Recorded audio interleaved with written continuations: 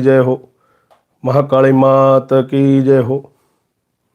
सर्वे दर्शक मित्रों ने ओम नमो नारायण। भगवान ब्रह्मा विष्णुનું સ્મરણ કરીને આજની કથામાં આગળ વધીએ। બ્રહ્માજી કહે છે ત્યાર પછી સુપર્ણા સંગમ તથા કાદ્રવા સંગમ નામના તીર્થો છે, જ્યાં ભગવાન મહેશ્વર ગંગાના તટ પર સ્થિત છે। ત્યાં જ અગ્નિકુંડ, રુદ્રકુંડ, વિષ્ણુકુંડ, સૂર્યકુંડ, સોમકુંડ, બ્રહ્મકુંડ, કુમારકુંડ તથા વરુણકુંડ પણ છે।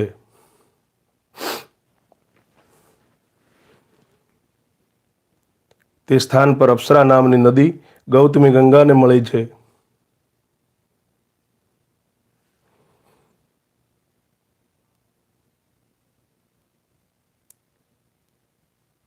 તે તીર્થના સ્મરણ માત્રથી મનુષ્ય કૃત થઈ જાય છે। તે તીર્થ સર્વ પાપોનું નિવારણ કરનારું છે। તેની આગળ પુરુર્વસ નામનું તીર્થ છે। તેના દર્શનની તો વાત જ શું કરવી। સ્મરણથી જ પાપોનો નાશ થઈ જાય છે। એકવાર રાજા પુરુરવા બ્રહ્માજીની સભામાં ગયા। ત્યાં દેવ નદી સરસ્વતીજી બ્રહ્માજીની પાસે બેસીને મલકી રહ્યા હતા। તે રૂપવતી દેવીને જોઈને રાજાએ ઉર્વશીને પૂછ્યું કે બ્રહ્માજીની પાસે આ રૂપવતી સાધ્વી સ્ત્રી કોણ છે? આ તો બધાથી સુંદર છે અને પોતાની સુંદરતાથી આ સભાને પ્રકાશિત કરી રહી છે। ત્યારે ઉર્વશીએ કહ્યું કે એ કલ્યાણી બ્રહ્મકુમારી દેવ નદી સરસ્વતી છે। એ દરરોજ આવજા કરે છે। આ સાંભળીને રાજાને બહુ આશ્ચર્ય થયું। એમણે ઉર્વશીને કહ્યું એને મારી પાસે બોલાવી લાવો। ઉર્વશીએ જઈને રાજાને સંદેશો કહી દીધો। સરસ્વતીએ સ્વીકારી લીધો અને તે પુરુરવા પાસે આવ્યા।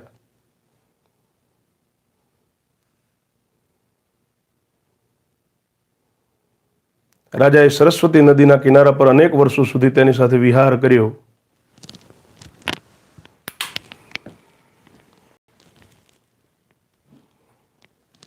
એ જોઈને બ્રહ્માજી કહે છે કે મેં સરસ્વતીને શ્રાપ આપી દીધો। મારા શ્રાપને કારણે તે મૃત્યુલોકમાં ક્યાંક લુપ્ત થઈ ગઈ છે અને ક્યાંક દેખાય છે। જ્યાં સરસ્વતી નદી ગંગામાં મળી છે ત્યાં જઈને રાજા પુરુરવાએ તપસ્યા કરી અને મહાદેવજીની આરાધના કરીને ગંગાજીની કૃપાથી સંપૂર્ણ અભિષ્ટ સિદ્ધ કરી લીધું। ત્યારથી તે સ્થાનનું નામ પુરુર્વસ તીર્થ, સરસ્વતી સંગમ અને બ્રહ્મતીર્થ પડી ગયું। ત્યાં સિદ્ધેશ્વર નામે મહાદેવજીનો નિવાસ છે। તે તીર્થ સમસ્ત કામનાઓને પૂરી કરનારું છે। તે સિવાય સાવિત્રી, ગાયત્રી, શ્રદ્ધા, મેઘા અને સરસ્વતી આ 5 પુણ્ય તીર્થ છે। ત્યાં સ્નાન અને જલપાન કરવાથી મનુષ્ય સર્વ પાપોમાંથી મુક્ત થઈ જાય છે। એ 5 મારી કન્યાઓ છે જે નદી રૂપે પરિણીત થઈ છે। જ્યાં તેઓ ભગવતી ગંગાને મળી છે ત્યાં જ 5 તીર્થ છે। તે 5 નદીઓ અને સરસ્વતી પવિત્ર તીર્થ છે। મનુષ્ય તેમનામાં સ્નાન, દાન વગેરે જે પણ કરે છે તે સર્વ મનોકામનાઓ સિદ્ધ કરનારું થાય છે તથા નિષ્કર્મથી પણ શ્રેષ્ઠ મોક્ષનું સાધન માનવામાં આવ્યું છે। સમી તીર્થના નામે જે તીર્થની પ્રસિદ્ધિ છે તે પણ સર્વ પાપોને શાંત કરનારું છે। નારદ, તે તીર્થની કથા સંભળાવું છું, સાવધાન થઈને સાંભળો।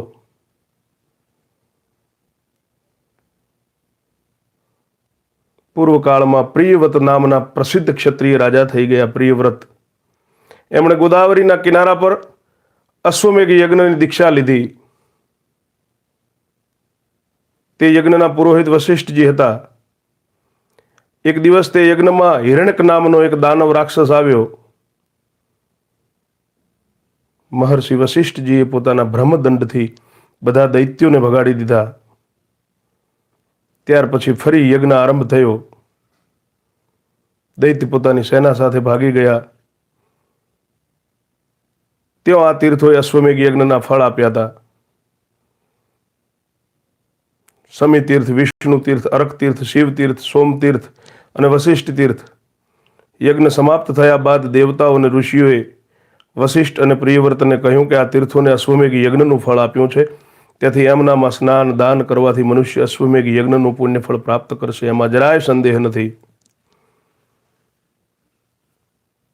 ઓમ નમો નારાયણ. અશોકભાઈ, અશોકજી ઓડેદરા, દેવભૂમિ દ્વારકાથી. ઓમ નમો નારાયણ. જય શ્રી કૃષ્ણ.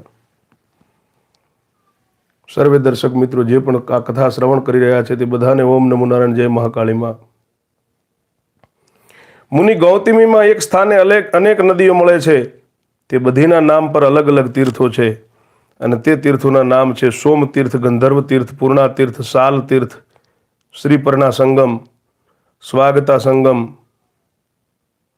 કુસુમા સંગમ, પુષ્ટિ સંગમ, કર્ણિકા સંગમ, વૈષ્ણવી સંગમ, કૃસરા સંગમ, વાસવી સંગમ, શિવ શર્મા, શિખી, કુસ્તુંભિકા, ઉપારસ્થા, શાંતિજા, દેવજા, અજ, વૃદ્ધ, સુર અને ભદ્ર વગેરે આ તથા બીજા પણ ઘણા નદ અને નદીઓ ગૌતમીમાં મળ્યા છે. પૃથ્વી પર જેટલા તીર્થો છે તે બધા દેવગીરી પર ગયા હતા. પછી તે જ ક્રમશ ગંગામાં આવીને મળ્યા. કોઈ નદી રૂપે હતું તો કોઈ નદ રૂપે, કોઈ સરોવરના આકારનો હતો, કોઈ સ્ત્રોતના આકારમાં. તે બધા તીર્થ અલગ અલગ વિખ્યાત થયા. તે બધામાં સ્નાન, જપ, હોમ, પિતૃતર્પણ કરવાથી મુક્તિ મળે છે. જે આ તીર્થોના નામોનો પાઠ અથવા સ્મરણ કરે છે તે પણ બધા પાપોથી મુક્ત થઈ ભગવાન વિષ્ણુના ધામમાં જાય છે. વૃદ્ધા સંગમ નામનું એક પ્રસિદ્ધ તીર્થ છે જ્યાં વૃદ્ધેશ્વર નામક શિવજીનો નિવાસ છે. તે તીર્થની કથા સર્વ પાપોને નાશ કરનારી છે. પૂર્વકાળમાં એક મહાતપસ્વી મુનિ હતા. તેમનું નામ વૃદ્ધ ગૌતમ હતું. એ જ્યારે બાળક હતા ત્યારે એમના પિતાએ એમના યજ્ઞોપવિત સંસ્કાર માત્ર કરી દીધા. ત્યાર પછી બહાર ભ્રમણ કરવા ચાલ્યા. એમણે માત્ર ગાયત્રી મંત્ર યાદ હતો. એ વેદ શાસ્ત્રોનો અભ્યાસ ન કરી શક્યા. માત્ર ગાયત્રીના જપ અને અગ્નિહોત્ર નિયમિત કરતા હતા. એટલા માત્રથી જ એમનું બ્રાહ્મણત્વ સુરક્ષિત હતું. નારાયણ. ઓમ નમો નારાયણ. રામાધણી. જય મહાકાળીમાં. ખૂબ ખૂબ ધન્યવાદ. વિધિપૂર્વક અગ્નિ ઉપાસના અને ગાયત્રી જપ કરવાથી તેમનું આયુષ્ય બહુ વધી ગયું. આમ પણ તેમનું આયુષ્ય ઘણું વધી ગયું હતું, પરંતુ લગ્ન ન થઈ શક્યા. કોઈ તેમને કન્યા આપનાર ન મળ્યું. ગૌતમ ભિન્ન ભિન્ન તીર્થો, વનો અને પવિત્ર આશ્રમોમાં ભ્રમણ કરતા રહ્યા. એમ કરતા કરતા શીતગીરી પર્વત ઉપર ચાલ્યા ગયા અને ત્યાં જ રહેવા લાગ્યા. ત્યાં તેમણે એક સુંદર ગુફા જોઈ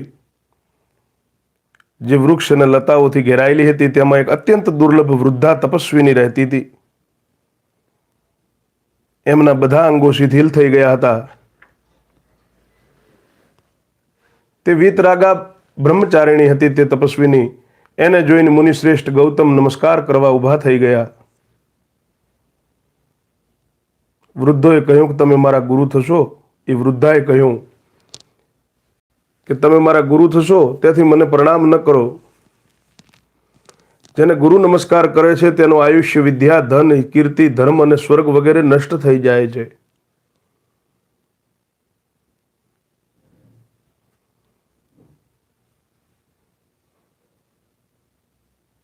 આ સાંભળીને ગૌતમ ઋષિ બહુ આશ્ચર્યમાં પડી ગયા. એ હાથ જોડીને બોલ્યા કે તમે વૃદ્ધા તપસ્વીની છો, ગુણોમાં પણ મારાથી વધારે છો. હું બહુ ઓછું ભણેલો છું અને અવસ્થામાં પણ નાનો છું. પછી તમારો ગુરુ હું કઈ રીતે થઈ શકું છું? ત્યારે એ વૃદ્ધાએ કહ્યું કે આષ્ટિશેણના પ્રિય પુત્ર ઋતધ્વજ હતા. એ બહુ ગુણવાન, બુદ્ધિમાન, શૂરવીર તથા ક્ષત્રિય ધર્મમાં તત્પર રહેનારા હતા. એક દિવસે શિકાર કરવા માટે વનમાં આવ્યા અને આ જ ગુફામાં આવીને વિશ્રામ કરવા લાગ્યા. અહીં તેમના પર એક સુંદર અપ્સરાની દ્રષ્ટિ પડી. તેનું નામ સુસામ્યા હતું. એ સુશ્યામા ગંધર્વરાજની કન્યા હતી. રાજાએ પણ તેને જોઈ. બંનેના મનમાં એકબીજાને મળવાની ઈચ્છા થઈ. ઋતુધ્વજે સુશ્યામાના સાથે વિહાર કર્યો. ભોગેચ્છ નિવૃત્ત થયા પછી રાજા તેની અનુમતિ લઈ પોતાના ઘરે ચાલ્યા ગયા. ત્યાર પછી સુષમ્યાના ગર્ભથી મારો જન્મ થયો. જ્યારે મારી માતા અહીંથી જવા લાગી ત્યારે બોલી કે કલ્યાણી, જે પુરુષ આ ગુફામાં પ્રથમ આવી જાય તે જ તારો પતિ થશે. ત્યાર પછી આજે તમે આવ્યા છો. બીજો કોઈએ મારું વર્ણ કર્યું નથી.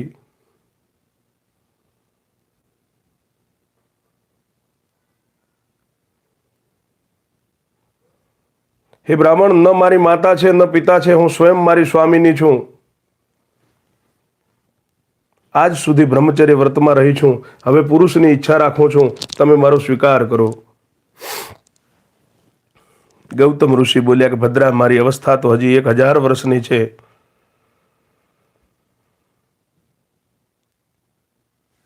અને તમે 90,000 વર્ષના થઈ ગયા છો. હું બાળક અને તમે વૃદ્ધા.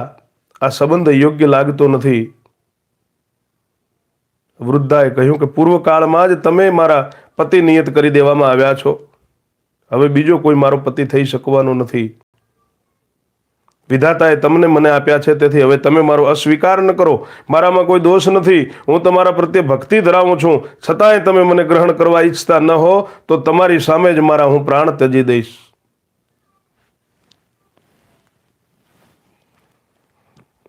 જો અભિષ્ટ વસ્તુની પ્રાપ્તિ ન થાય તો તેના માટે મરી જવું જ શ્રેષ્ઠ છે.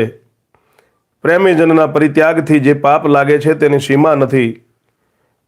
વૃદ્ધાની વાત સાંભળીને ગૌતમજીએ કહ્યું કે મારામાં ન તપસ્યા છે ન વિદ્યા છે. હું કુરૂપ અને નિર્ધન છું. તેથી તમારા માટે હું યોગ્ય પતિ નથી થઈ શકવાનો. પ્રથમ સુંદર રૂપ અને ઉત્તમ વિદ્યા પ્રાપ્ત કરી અને મારે તમારી વાત માનવી જોઈએ.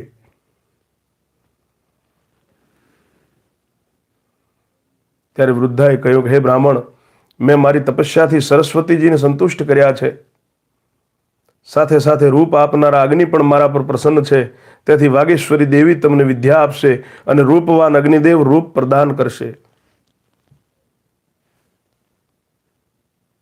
આમ કહીને વૃદ્ધાએ સરસ્વતી અને અગ્નિની પ્રાર્થના કરી અને ગૌતમજીને વિદ્વાન અને રૂપવાન બનાવી દીધા. ત્યારે તેમણે બહુ પ્રસન્નતા સાથે વૃદ્ધાને પોતાની પત્ની બનાવી અને ઘણા વર્ષો સુધી તેની સાથે વિહાર કર્યો.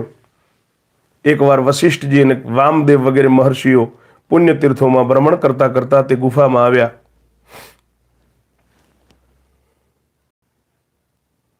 ગૌતમ અને તેમની પત્નીએ ત્યાં આવેલા ઋષિ મુનિઓનો વિધિવત સ્વાગત સત્કાર કર્યા.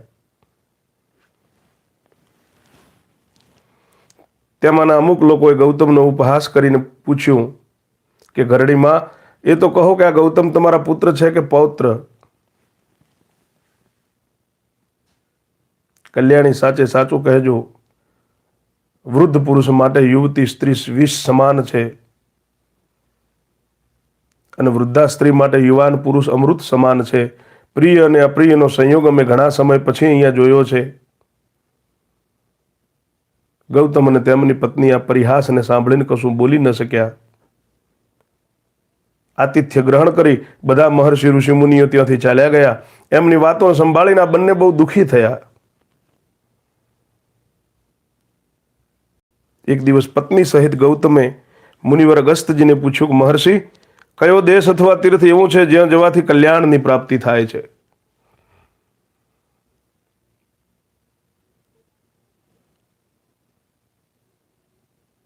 અગસ્ત્યજીએ કહ્યું કે બ્રાહ્મણ, મેં મુનિઓના મુખેથી સાંભળ્યું છે કે ગોદાવરી નદીમાં સ્નાન કરવાથી બધી મનોકામનાઓ પૂરી થઈ જાય છે. અગસ્ત્યજીની આ વાત સાંભળીને ગૌતમ તે વૃદ્ધાની સાથે ગૌતમીના કિનારા પર ગયા અને કઠોર તપસ્યા કરવા લાગ્યા. તેમને ભગવાન શંકર અને વિષ્ણુજીનું સ્તવન કર્યું તથા પત્નીને માટે ગંગાજીને પણ સંતુષ્ટ કર્યા. ગૌતમજી બોલ્યા કે શિવજી, જેમનું હૃદય વ્યથિત છે એવા પુરુષો માટે સંસારમાં પાર્વતી સહિત આપ જ શરણાગત છો, આપ જ શરણ છો. જેમ મરુભૂમિમાં પથિકો માટે રણની ભૂમિની અંદર યાત્રિકોને આવવા જવા માટે વૃક્ષનો જેમ આશરો હોય રણમાં, એમ હે ભગવાન શ્રી કૃષ્ણ, આપ જ નાના મોટા બધા પ્રાણીઓના પાપોનું નિવારણ કરનારા છો. જેમ સુકાતા મોલ ધાન માટે વરસાદનો જ આશ્રય છે, હે સુધામય તરંગોથી સુશોભિત ગૌતમી, તમે વૈકુંઠ રૂપી કિલ્લામાં પહોંચવા માટે નિસરણી છો. અમે અધોગતિમાં પડીને અહીંયા દુઃખી થઈ રહ્યા છીએ. માતા, તમે અમારું શરણ બની જાઓ. સૌને શરણ આપનારા ગૌતમી ગંગા ગૌતમજીના સ્ત્રોતથી પ્રસન્ન થઈને બોલ્યા કે બ્રાહ્મણ, તમે મંત્ર બોલીને મારા જળથી તમારી પત્ની પર અભિષેક કરો. એનાથી રૂપવતી થઈ જશે, એના બધા અંગ મનોહર થઈ જશે, નેત્રોમાં પણ સુંદરતા આવી જશે તથા એ સર્વ પ્રકારે શોભા સંપન્ન થઈ જશે.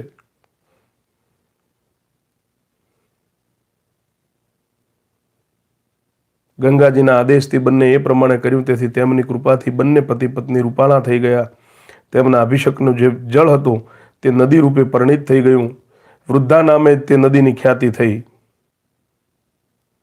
ગૌતમે જે શિવલિંગની સ્થાપના કરી હતી તે પણ વૃદ્ધાના નામ પરથી વૃદ્ધેશ્વર કહેવાયા. ત્યાં જ મુનિશ્રેષ્ઠ ગૌતમે વૃદ્ધાની સાથે પૂર્ણ આનંદ પ્રાપ્ત કર્યો. ત્યારથી તે તીર્થનું નામ વૃદ્ધા સંગમ થઈ ગયું. ત્યાં કરવામાં આવેલું સ્નાન અને દાન બધા મનોરથોની પૂર્તિ કરનાર બને છે.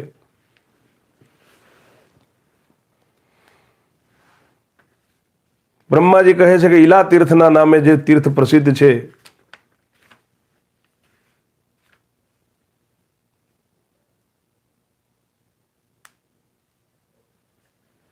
તે મનુષ્યને સર્વ પ્રકારની સિદ્ધિ આપનારો, બ્રહ્મ હત્યા વગેરે પાપોનું નિવારક તથા બધા મનોરથોને પૂર્ણ કરનારો છે.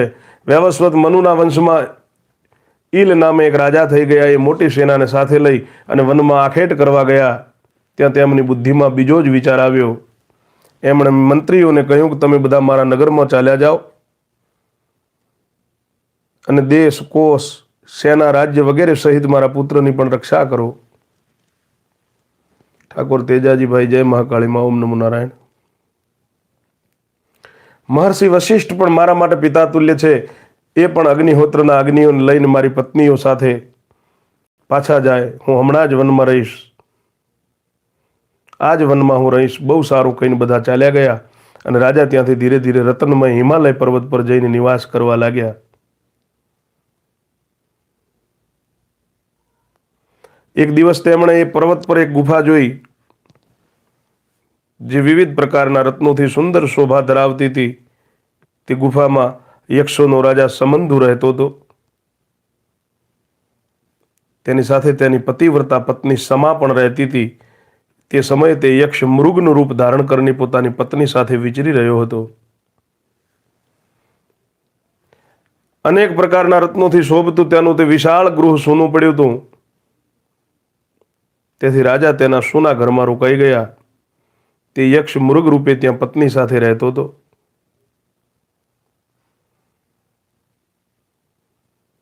એણે વિચાર્યું કે આ રાજાએ મારું ઘર છીનવી લીધું, હું તેને જીતી શકું એમ નથી અને તે માગવાથી આપશે નહીં. હવે હું શું કરું?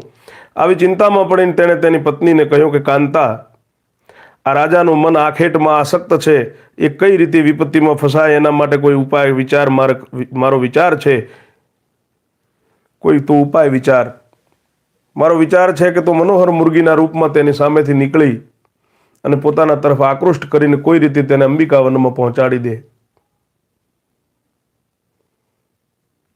તે વનમાં પ્રવેશ કરતા જ રાજા સ્ત્રી થઈ જશે. ભદ્રા, આ કામ તો જ કરી શકે છે અને મારા માટે આ ઉચિત નહીં થાય. યક્ષિણીએ પૂછ્યું કે નાથ, અંબિકા વન તો બહુ સુંદર છે, તમે ત્યાં કેમ નથી જઈ શકતા? જો તમે પણ ચાલ્યા જાઓ તો શું દોષ છે એ મને જણાવો. ત્યારે યક્ષે કહ્યું કે એકવાર પાર્વતીજીએ એકાંતમાં બેઠેલા ભગવાન શંકરને કહ્યું કે દેવેશ્વર, સ્ત્રીઓની એવી સ્વાભાવિક ઈચ્છા હોય છે કે તેમની રતિ ક્રીડા સદા ગુપ્ત રહે. તેથી મને એવું નિયત સ્થાન આપો જે આપની આજ્ઞાથી સુરક્ષિત હોય. હું એ જ સ્થાન ઈચ્છું છું જે ઉમાવનના નામે પ્રસિદ્ધ છે. તેમાં આપ, ગણેશ, કાર્તિકેય અને નંદી સિવાય બીજું કોઈ પ્રવેશ કરે તો તે સ્ત્રી થઈ જાય. ભગવાન શંકરે પ્રસન્ન થઈને કહ્યું હતું કે એવું જ થશે. તેથી ઉમાના તે વનમાં મારાથી જવાય નહીં.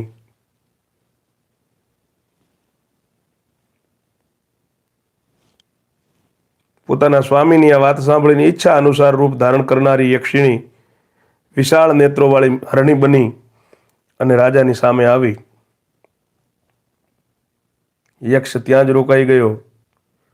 રાજાએ મૃગીને જોઈ. મૃગિયામાં તો તેમની આસક્તિ જ હતી. મૃગી પર દ્રષ્ટિ પડતા જ ઘોડા પર જઈને બેસી ગયા અને તેનો પીછો કરવા લાગ્યા.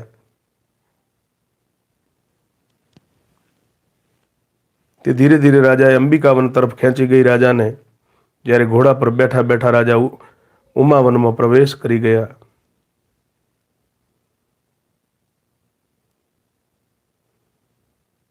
ત્યારે યક્ષિણીએ મુર્ગીનું રૂપ ત્યાગીને દિવ્ય રૂપ ધારણ કરી દીધું અને અશોક વૃક્ષ નીચે ઊભી રહીને રાજાને જોઈને હસવા લાગી. પતિએ કહેલી વાતોને સમરીને તેણે રાજાને કહ્યું, સુંદરી ઈલા, તું એકલી ઘોડા પર બેસીને પુરુષના વેશમાં ક્યાં જાય છે? તેના મુખેથી ઈલા શબ્દ સાંભળીને રાજા ક્રોધથી સમસમી ગયા અને યક્ષિણીને ધમકાવી અને મૃગી ક્યાં ગઈ એમ પૂછવા લાગ્યા. નારાયણ. યક્ષિણીએ ફરી કહ્યું, ઈલા, પોતાને બરાબર જોઈ લે, પછી મને મિથ્યાવાદીની કે અસત્યવાદીની કહેજે. ત્યારે રાજાએ જોયું તો તેની છાતીમાં બે ઊંચા ઊંચા સ્તન ઉપસી આવ્યા હતા. આ મને શું થઈ ગયું? આમ કહીને રાજા ચકિત થઈ ગયા. એમણે યક્ષિણીને પૂછ્યું, સુવ્રતા, મને શું થઈ ગયું? એ વાતને તમે સારી રીતે જાણો છો, તેથી જણાવો, અને તમે કોણ છો એનો પણ પરિચય આપો. ત્યારે યક્ષિણી બોલી કે હિમાલયની ગુફામાં મારા પતિ યક્ષરાજ સમન્યુ રહે છે. હું તેમની પત્ની છું. જે શીતલ કંદરામાં તમે રહેઠાણ કર્યું છે, નારાયણ, એ જ તો અમારું ઘર છે. હું જ મુર્ગી બનીને તમને અહીં સુધી લઈને આવી છું. આ ઉમાવન છે. અહીંના માટે મહાદેવજી પૂર્વ કાળમાં એવું વરદાન આપી ચૂક્યા છે કે જે પુરુષ આ સ્થાનમાં પ્રવેશ કરશે તે સ્ત્રી થઈ જશે. તેથી તમે પણ સ્ત્રી થઈ ગયા અને એના કારણે તમારે દુઃખી ન થવું જોઈએ. કોઈ ગમે તેટલું પ્રૌઢ અનુભવી કેમ ના હોય, ભાવિને ટાળી શકાતું નથી. આ પ્રમાણે ઈલાને આશ્વાસન આપીને યક્ષિણી અંતર ધ્યાન થઈ ગઈ. એણે પતિને બધી વાત કહી સંભળાવી. યક્ષ પણ આ સાંભળીને બહુ પ્રસન્ન થયો. આ બાજુ ઈલા ગાતી અને નૃત્ય કરતી ઉમાવનમાં જ રહેવા લાગી. તે કર્મની ગતિને સ્મરીને સ્ત્રી જેવી ચેષ્ટા કરતી હતી. એક દિવસ જ્યારે ઈલા નૃત્ય કરી રહી હતી ત્યારે બુદ્ધની તેના પર દ્રષ્ટિ પડી. એ પોતાના પિતાને નમસ્કાર કરવા જઈ રહ્યા હતા. ઈલાને જોયા પછી તેમણે યાત્રા સ્થગિત કરી દીધી અને તેની પાસે આવીને કહ્યું કે દેવી, તું સ્વર્ગમાં રહીને મારી પત્ની બની જા. ઈલાએ બુદ્ધની આજ્ઞાનું અભિનંદન કરી તેનો સ્વીકાર કરી લીધો અને બુદ્ધ પોતાના ઉત્તમ સ્થાન પર લઈ જઈ અને ઈલાની સાથે પ્રેમપૂર્વક વિહાર કરવા લાગ્યા. તેણે પોતાની સેવાથી પતિને સંતુષ્ટ કર્યા. આ પ્રમાણે ઘણો સમય વ્યતીત થઈ ગયા પછી બુદ્ધે પ્રસન્ન થઈને પોતાની પ્રિયાને કહ્યું, કલ્યાણી, હું તને શું આપું? તારા મનમાં જે પ્રિય વસ્તુ હોય તે માંગી લે. ઈલા એકાએક બોલી કે પુત્ર આપો. બુદ્ધે કહ્યું, દેવી, તારા ગર્ભથી વિશ્વવિખ્યાત ક્ષત્રિય પુત્ર ઉત્પન્ન થશે. તેના દ્વારા ચંદ્રવંશની વૃદ્ધિ થશે. તે તેજમાં સૂર્ય, બુદ્ધિમાં બૃહસ્પતિ, ક્ષમામાં પૃથ્વી અને પરાક્રમમાં ભગવાન વિષ્ણુ તથા ક્રોધમાં અગ્નિ જેવો થશે.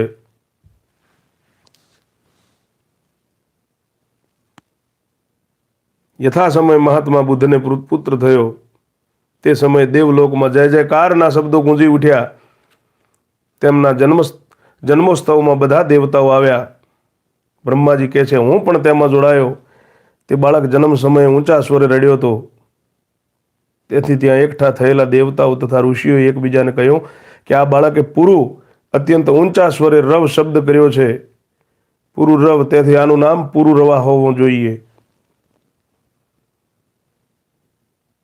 માતા પિતાએ પણ એ જ નામ રાખ્યું. ત્યાર પછી બુદ્ધે પોતાના પુત્રને ધનુર્વેદનું જ્ઞાન આપ્યું અને પુરુરવા શુક્લ પક્ષના ચંદ્રમાની જેમ શીઘ્ર મોટા થઈ ગયા. તેણે પોતાની માતાને દુઃખી જોઈ અને વિનીત ભાવે કહ્યું કે માતાજી, બુદ્ધ મારા પિતા અને તમારા પ્રિયતમ પતિ છે. મારા જેવો કર્મઠ તમારો પુત્ર છે, છતાં તમે ઉદાસ કેમ રહો છો? ઈલાએ કહ્યું, બેટા તારી વાત સાચી છે. બુદ્ધ મારા સ્વામી છે અને તું મારો ગુણવાન પુત્ર છે.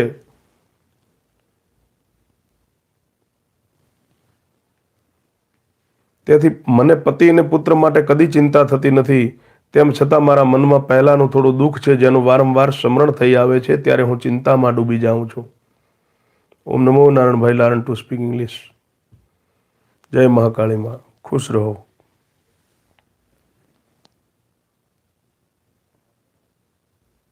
પુરુરવાએ કહ્યું, માં પ્રથમ મને તમારું તે દુઃખ જણાવો. ત્યારે ઈલાએ પુરુરવાને ઇક્ષ્વાકુ વંશનો પરિચય આપી અને પોતાના જન્મ, નામ, રાજ્ય પ્રાપ્તિ, પુત્ર જન્મ, પુરોહિત વશિષ્ઠ, પ્રિય પત્ની, વનમાં આગમન, હિમાલયની કંદરામાં નિવાસ, ઉમા વનમાં પ્રવેશ, સ્ત્રી તત્વની પ્રાપ્તિ, બુદ્ધ સાથે સમાગમ, પ્રેમ તથા પુનઃ પુત્ર જન્મ વગેરે બધી વાતો કહીને સંભળાવી.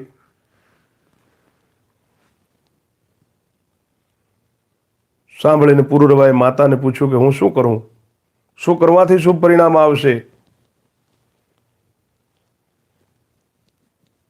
ત્યારે ઈલા બોલી કે બેટા તારા અનુગ્રહથી હું પુરુષ તત્વની પ્રાપ્તિ, ઉત્તમ રાજ્ય, તારો તથા અન્ય પુત્રોનો અભિષેક, દાન આપવું, યજ્ઞ કરવો તથા મુક્તિના માર્ગનું અવલોકન કરવું વગેરે ઈચ્છું છું. તું તારા પિતા બુદ્ધ પાસે જઈને બધી વાતો યથાર્થ રૂપે પૂછ. એ બધું જાણે છે, તારા માટે હિતકર ઉપદેશ આપશે.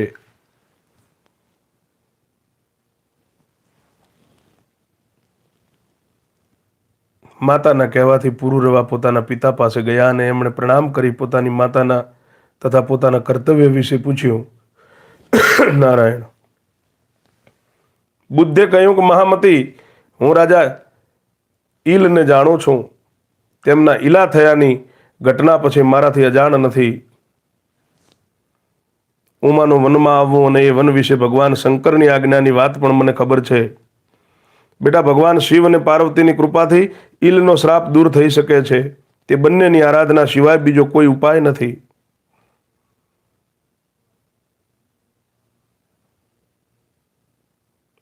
તું ગોદાવરીના કિનારા પર જા.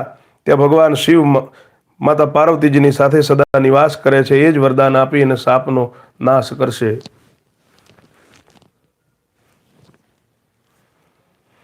પિતાની વાત સાંભળીને પુરુરવા બહુ પ્રસન્ન થયા.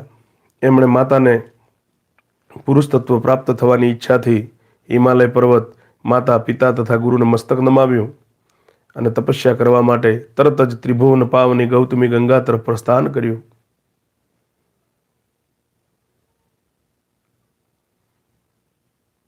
પુત્રની પાછળ પાછળ ઈલા અને બુદ્ધ પણ ગયા. તે બધા ગૌતમીના કિનારા પર પહોંચ્યા અને ત્યાં સ્નાન કરીને તપસ્યા કરતા રહીને ભગવાનની સ્તુતિ કરવા લાગ્યા. પહેલા બુદ્ધે, પછી ઈલાએ, પછી પુરુરવાએ દેવી પાર્વતી અને ભગવાન શંકરની સ્તુતિ કરી.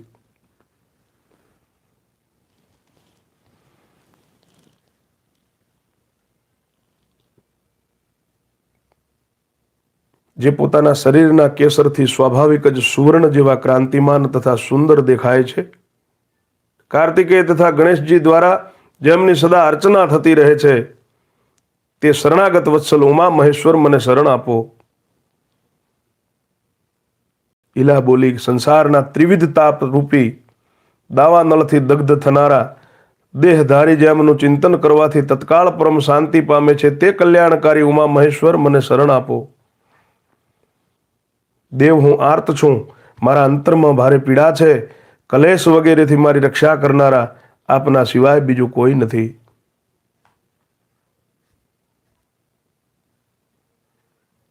જય મહાકાલ, જય મહાકાલી. ઓમ નમો નારાયણ. રંજનબેન જયંતિલાલ. ઓમ નમો નારાયણ. જય મહાકાળી માં. શરણાગતની રક્ષા કરનારા આપના જે પવિત્ર ચરણ છે તે મારું શરણ બને. પુરુરવા બોલ્યા, જેમના વડે આ જગતની ઉત્પત્તિ થાય છે તથા પ્રલય કાળમાં બધું જેમની અંદર લય પામે છે, તે સંસારને શરણ આપનારા જગદંબા ઉમા મહેશ્વર મને શરણ આપો. પ્રફુલભાઈ સોલંકી, પ્રણામ. ઓમ નમો નારાયણ. ખુશ રહો ભાઈ, આનંદ કરો.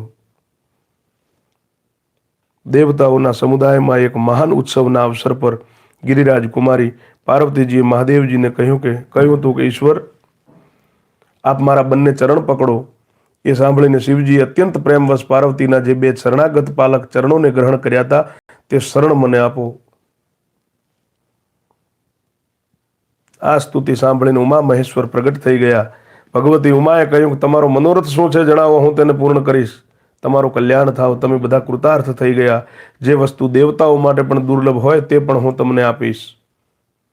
ત્યારે રાજા પુરુરવા બોલ્યા કે જગદંબિકા, રાજા ઈલ અજ્ઞાનતાવશ આપના વનમાં પ્રવેશ કરી ગયા હતા. દેવેશ્વરી, આપ તેમના તે અપરાધને ક્ષમા કરી તેમને ફરીથી પુરુષ તત્વ આપો. પાર્વતીજીએ ભગવાન શંકરની અનુમતિ અનુસાર તથાસ્તુ કહી તે બધાની પ્રાર્થનાનો સ્વીકાર કર્યો. ત્યાર પછી શિવજીએ કહ્યું કે રાજા ઈલ, ગૌતમી ગંગામાં સ્નાન કરવા માત્રથી પુરુષ થઈ જશો. ત્યારે બુદ્ધની પત્ની ઈલાએ ગંગામાં સ્નાન કર્યું. સ્નાન પછી ઈલાના શરીરમાંથી જે જળ ટપકી રહ્યું હતું તેની સાથે તેના સ્ત્રી તત્વને યોગ્ય સૌંદર્ય, નૃત્ય અને સંગીત પણ ગંગાની ધારામાં એ બધું મળી ગયું. તેઓ જ નૃત્ય, ગીતા અને સૌભાગ્યના નામની નદીઓના રૂપમાં પરિણીત થઈ ગયા. તે નદીઓ પણ ગંગામાં આવીને મળી ગઈ. એનાથી ત્યાં 3 પવિત્ર સંગમ થઈ ગયા. તેમાં કરેલું સ્નાન અને દાન ઇન્દ્રપદની પ્રાપ્તિ કરાવનારું છે.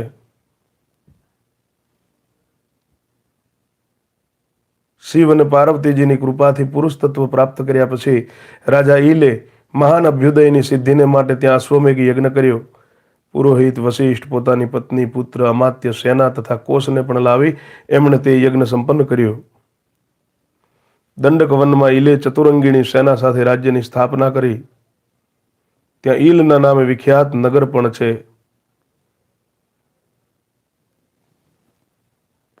સૂર્યવંશની પરંપરામાં જે તેમણે પહેલા પુત્ર ઉત્પન્ન કર્યા હતા તેમણે રાજ્ય પર અભિષિક્ત કરી પછી સ્નેહવશ પુરુરવાનો પણ અભિષેક કર્યો. આ રાજા પુરુરવા ચંદ્રવંશના પ્રવર્તક થયા. જ્યાં રાજાને પુરુષ તત્વની પ્રાપ્તિ થઈ ત્યાં ગૌતમીના બંને કિનારા ઉપર 16,000 તીર્થોનો નિવાસ છે.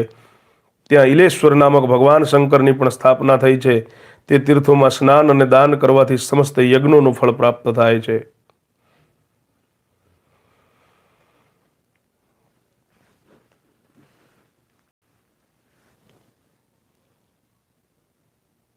સર્વે દર્શક મિત્રોને ઓમ નમો નારાયણ.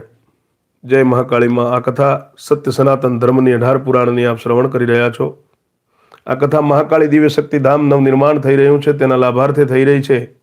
આપ સર્વે પણ મહાકાળી દિવ્ય શક્તિ નવનિર્માણ ધામમાં આપનો યોગ્ય સહયોગ અનુદાન આપશો. ઓમ નમો નારાયણ. જય મહાકાળીમાં. સહયોગ આપવા માટે આપને જે સ્કેનર સ્ક્રીન ઉપર દેખાય છે તેનો સહારો લેશો. સ્કેનરનો સ્ક્રીનશોટ પાડી લેશો અને સોશિયલ મીડિયાના માધ્યમથી આપને ઉચિત લાગે તો મહાકાળી દિવ્ય શક્તિ ધામ નવનિર્માણ કાર્યમાં આપનો સહયોગ આપશો. ઓમ નમો નારાયણ. જય મહાકાળીમાં. કથામાં આગળ વધીએ.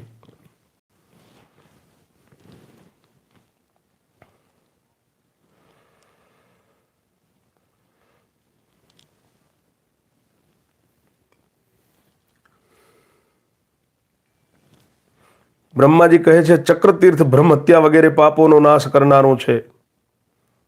ત્યાં ભગવાન શંકર ચક્રેશ્વરના નામથી નિવાસ કરે છે. તેમણે જ ભગવાન વિષ્ણુને ચક્ર આપ્યું હતું. શ્રી વિષ્ણુએ ત્યાં રહીને ચક્ર માટે ભગવાન શંકરની આરાધના કરી હતી. તેથી તેને ચક્રતીર્થ કહે છે. તેના શ્રવણ માત્રથી મનુષ્ય સમસ્ત પાપોથી મુક્ત થઈ જાય છે. ચક્રતીર્થ પછી પીપલ તીર્થ છે. તેના મહિમાનું વર્ણન કરવામાં શેષ નાગ પણ સમર્થ નથી. નારદ ચક્રેશ્વર જ પીપલેશ્વર છે તેમના નામનું કારણ સાંભળો. દધીચી નામના વિખ્યાત એક મુનિ હતા. એ બધા ઉત્તમ ગુણોથી સુશોભિત હતા. તેમના પત્ની શ્રેષ્ઠ કુળની કન્યા અને પતિવ્રતા હતા. તેમનું નામ ગભસ્થિની હતું. એ લોપમુદ્રાના બહેન હતા અને દધીચીના પત્ની સદાય કઠોર તપસ્યામાં લીન રહેતા હતા. દધીચી દરરોજ અગ્નિની ઉપાસના કરતા હતા અને ગૃહસ્થ ધર્મના પાલનમાં તત્પર રહેતા હતા. તેમનો આશ્રમ ગંગા કિનારે હતો. એ દેવતા અને અતિથિઓની સેવા કરતા હતા. પોતાની જ પત્નીમાં અનુરાગ રાખતા અને શાંત ભાવે રહેતા હતા. તેમના પ્રભાવથી તે દેશમાં શત્રુઓ અને દૈત્ય દાનવોનું આક્રમણ થતું ન હતું. એક દિવસની વાત છે. દધીચી મુનિના આશ્રમ પર રુદ્ર, આદિત્ય, અશ્વિની કુમાર, ઇન્દ્ર, વિષ્ણુ, યમ અને અગ્નિ પધાર્યા. તેઓ દૈત્યોને પરાસ્ત કરીને ત્યાં આવ્યા હતા અને તે વિજયના કારણે તેમના મનમાં હર્ષ સમાતો ન હતો.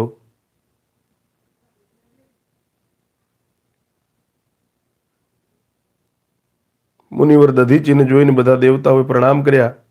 દધીચી પણ દેવતાઓને જોઈને બહુ પ્રસન્ન થયા. તેમણે બધા દેવતાઓથી અલગ અલગ પૂજા કરી. બધા દેવતાઓની પૂજા કર્યા પછી પત્ની સાથે દેવતાઓ માટે ગૃહસ્થોચિત સ્વાગત સત્કારની વ્યવસ્થા કરી. ત્યારબાદ તેમણે દેવતાઓને કુશલ પૂછ્યા અને દેવતાઓ પણ તેમની સાથે વાર્તાલાપ કરવા લાગ્યા. દેવતાઓ બોલ્યા કે આપ આ પૃથ્વીના કલ્પવૃક્ષ છો. આપ જેવા મહર્ષિની જો અમારા પર આટલી બધી કૃપા છે તો અમારા માટે સંસારમાં કઈ વસ્તુ દુર્લભ છે? મુનિશ્રેષ્ઠ, જીવિત પુરુષોના જીવનનું એટલું જ ફળ છે કે તેઓ તીર્થસ્થાન પ્રાણી માત્ર પર દયા અને આપ જેવા મહાત્માઓના દર્શન કરે. મુનિ, આ પ્રમાણે સ્નેહવશ અમે આપને જે કહીએ છીએ તેને ધ્યાન આપીને સાંભળો. અમે મોટા મોટા રાક્ષસો અને દૈત્યોને જીતીને અહીંયા આવ્યા છીએ. આથી અમે બહુ પ્રસન્ન છીએ. વિશેષ તો આપના દર્શનથી અમને પ્રસન્નતા થઈ છે. હવે અમને અસ્ત્ર શસ્ત્ર રાખવાથી કોઈ લાભ દેખાતો નથી.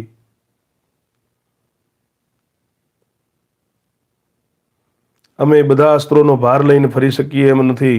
અમે સ્વર્ગમાં જ્યારે પણ આ અસ્ત્રો મૂકીએ છીએ ત્યારે અમારા શત્રુઓ તેનો પત્તો મેળવીને ચોરી જાય છે. તેથી અમે અમારા બધા અસ્ત્રો આપના પવિત્ર આશ્રમમાં મૂકી દઈએ છીએ.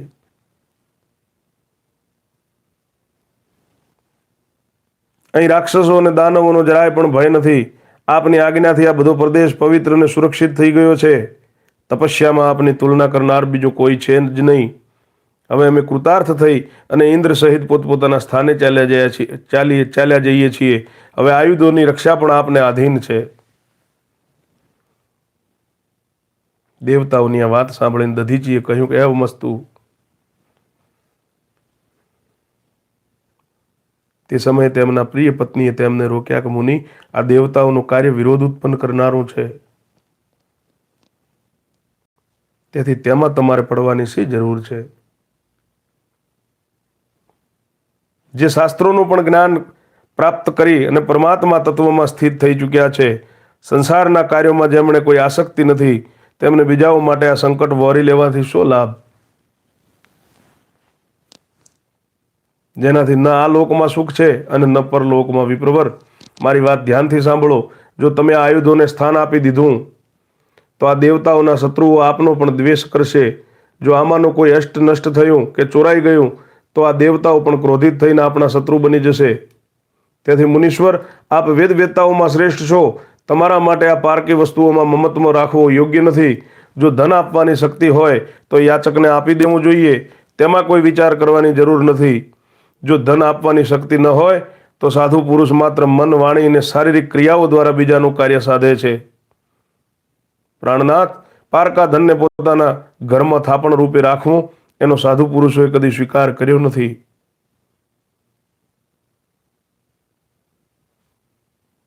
એનો તેમણે સદા બહિષ્કાર કર્યો છે. તેથી આપ આ કાર્ય કરશો નહીં.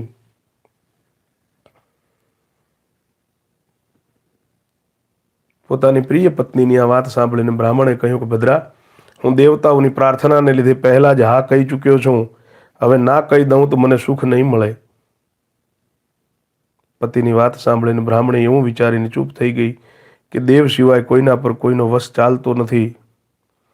દેવતાઓ પોતાના અત્યંત તેજસ્વી અસ્ત્ર આશ્રમમાં મૂકી મુનીશ્વરને નમસ્કાર કરી કૃતાર્થ થઈ પોતપોતાના લોકમાં ચાલ્યા ગયા.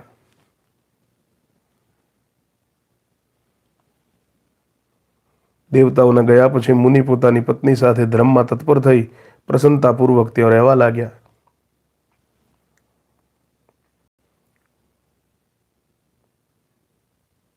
આ પ્રમાણે 1000 દિવ્ય વર્ષ વીતી ગયા. ત્યારે દધીચીએ પોતાની પત્નીને કહ્યું કે દેવી, દેવતાઓ અહીંથી અસ્ત્ર લઈ જવા ઈચ્છતા નથી અને દૈત્યો મારા પર દ્વેષ કરે છે. હવે તમે જ કહો શું કરવું જોઈએ.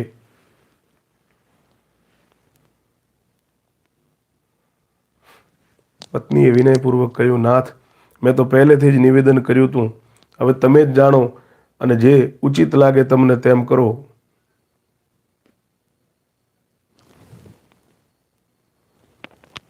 દૈત્યોના જે મોટા મોટા વીર, તપસ્વી અને બળવાન છે તેઓ અસ્ત્ર શસ્ત્રોને અવશ્ય હડપ કરી જશે. ત્યારે દધીચીએ તે અસ્ત્રોની રક્ષા માટે એક કામ કર્યું. તેમણે પવિત્ર જળથી મંત્રો બોલી અને અસ્ત્રોને સ્નાન કરાવ્યું અને પછી તે સર્વાસ્ત્રમય પવિત્ર અને તેજયુક્ત જળ સ્વયં પી ગયા.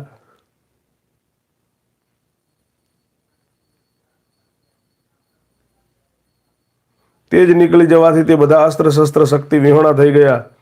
તેથી સમય આવતા નષ્ટ થઈ ગયા. ત્યાર પછી દેવતાઓએ આવીને દધીચીને કહ્યું કે મુનિવર, અમારા પર શત્રુઓનો મહાન ભય ઉપસ્થિત થયો છે.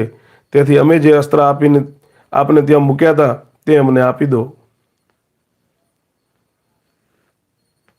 દધીચીએ કહ્યું, તમે ઘણા દિવસ સુધી તે લેવા ના આવ્યા, તેથી દૈત્યોના ભયથી હું તે અસ્ત્રોને પી ગયો છું.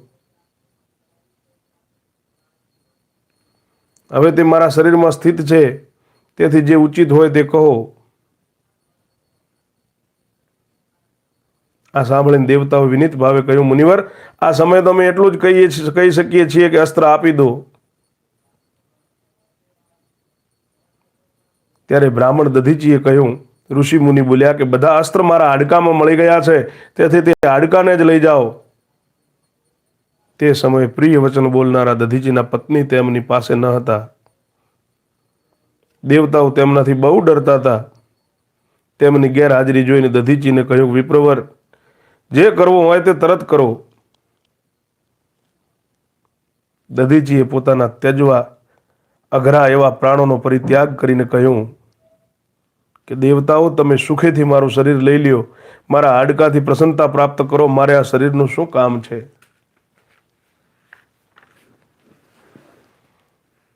આમ કહીને દધીચી મુનિ પદ્માસન વાળીને બેસી ગયા. તેમની દ્રષ્ટિ નાસિકાના અગ્રભાગ પર સ્થિર થઈ ગઈ. મુખ પર પ્રકાશ અને પ્રસન્નતા બિરાજી રહ્યા હતા. એમણે હૃદય આકાશમાં સ્થિત અગ્નિ સહિત વાયુને ધીરે ધીરે ઉપર તરફ લઈ જઈ અને અપ્રમેય પરમપદ બ્રહ્મમાં સ્થાપિત કરી દીધો.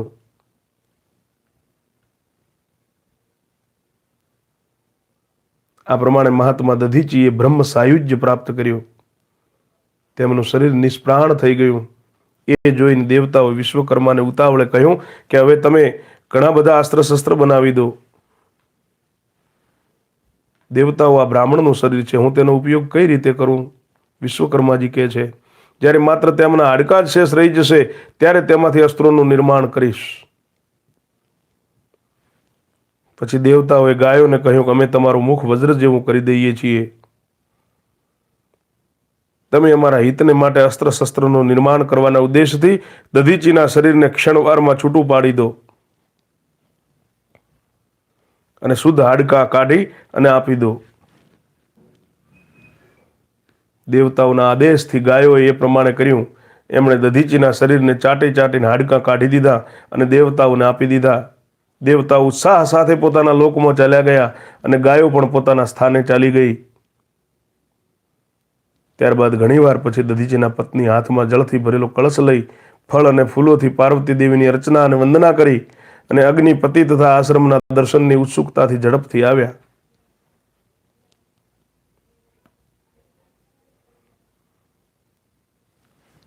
તે સમયે તેમના ગર્ભમાં બાળક હતું. આશ્રમે પહોંચ્યા પછી જ્યારે તેમણે પોતાના સ્વામીને ન જોયા ત્યારે અત્યંત વિસ્મય સાથે અગ્નિને પૂછ્યું કે મારા પતિ ક્યાં ચાલ્યા ગયા? અગ્નિએ જે કંઈ કહ્યું હતું, જે કંઈ થયું હતું તે બધું કહી દીધું. પતિના મૃત્યુના દુઃખદ સમાચાર સાંભળી એ દુઃખ અને ઉદ્વેગ સાથે પૃથ્વી પર ઢળી પડ્યા. ત્યારે અગ્નિદેવે એમને ધીરે ધીરે આશ્વાસન આપ્યું. પ્રાતિ થઈ અગ્નિદેવ બોલ્યા કે હું દેવતાઓને શ્રાપ આપવા સમર્થ નથી. તેથી સ્વયં અગ્નિમાં પ્રવેશ કરીશ. હવે જીવન રાખીને શું કામ છે? સંસારમાં જે વસ્તુ ઉત્પન્ન થાય છે તે બધી નશ્વર છે. તેથી તેના માટે શોક થવો ન જોઈએ, પરંતુ મનુષ્યોમાં તેઓ જ પુણ્યના અધિકારી હોય છે જેઓ ગાય, બ્રાહ્મણ અને દેવતાઓ માટે પોતાના પ્રિય પ્રાણોનો ત્યાગ કરી દે છે. આ પરિવર્તનશીલ સંસાર ચક્રમાં ધર્મપરાયણ તથા શક્તિશાળી શરીર પામીને જેઓ દેવતાઓ અને બ્રાહ્મણો અને ગાયોને માટે પોતાના પ્રિય પ્રાણોનો ત્યાગ કરે છે તેઓ ધન્ય છે. જેણે દેહ ધારણ કર્યો છે તેના પ્રાણ એક ને એક દિવસ અવશ્ય જશે. એવું જ જાણીને જેઓ બ્રાહ્મણ, ગાય, દેવતા તથા દીન વગેરેને માટે આ પ્રાણોનો ત્યાગ કરે છે તેઓ ઈશ્વર છે. આ પ્રમાણે કહી એમણે અગ્નિઓનું યથાવત પૂજન કર્યું અને પોતાનું પેટ ચીરી બાળકને બહાર કાઢીને લીધો. પછી ગંગા, પૃથ્વી, આશ્રમ અને આશ્રમના વનસ્પતિઓ તથા અન્ન વગેરે ઔષધિઓને પ્રણામ કરી અને પતિની ત્વચા અને રોમ રૂવાટા સાથે ચિતામાં પ્રવેશ કરવાનો વિચાર કર્યો.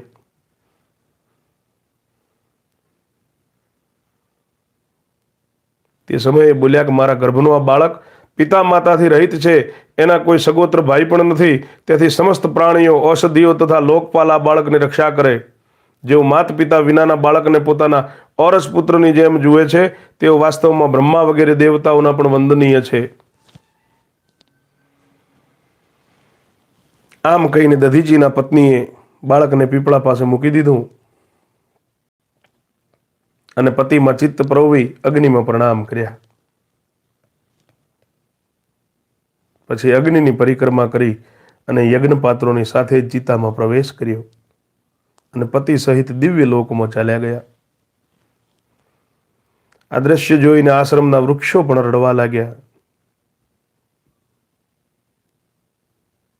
પ્રાતિ થઈને દધીચીએ તેમનું પોતાના બાળકોની જેમ પાલન કર્યું હતું. હરણ, પક્ષી તથા વૃક્ષો બધા મૃગલા રડી રડીને એકબીજાને કહેવા લાગ્યા કે આપણે પિતા દધીચી અને માતા પ્રાતિ થઈ વિનાના જીવિત રહી શકવાના નથી. જેઓ સ્વર્ગવાસી માતા પિતાના સંતાનો પર નિરંતર સ્વાભાવિક સ્નેહ રાખે છે તેઓ જ પુણ્યાત્મા અને કૃતાર્થ છે. જેઓ સ્વર્ગવાસી માતા પિતાના સંતાનો ઉપર નિરંતર સ્વાભાવિક સ્નેહ હેત રાખે છે તેઓ જ પુણ્યાત્મા અને કૃતાર્થ વ્યક્તિ છે. દધીચી અને પ્રાતિ થઈ આપણને જે સ્નેહભરી દ્રષ્ટિથી જોયા કરતા હતા તેઓ તો સગા માતા પિતા પણ જોતા નથી. આપણને ધિક્કાર છે, આપણે પાપી છીએ જે તેમના દર્શનથી વંચિત થઈ ગયા. આજથી આપણા બધાનો એ જ નિશ્ચય હોવો જોઈએ કે આ બાળક પણ આપણા માટે દધીચી અને પ્રાતિ થઈ છે તથા બાળક જ આપણો સનાતન ધર્મ છે.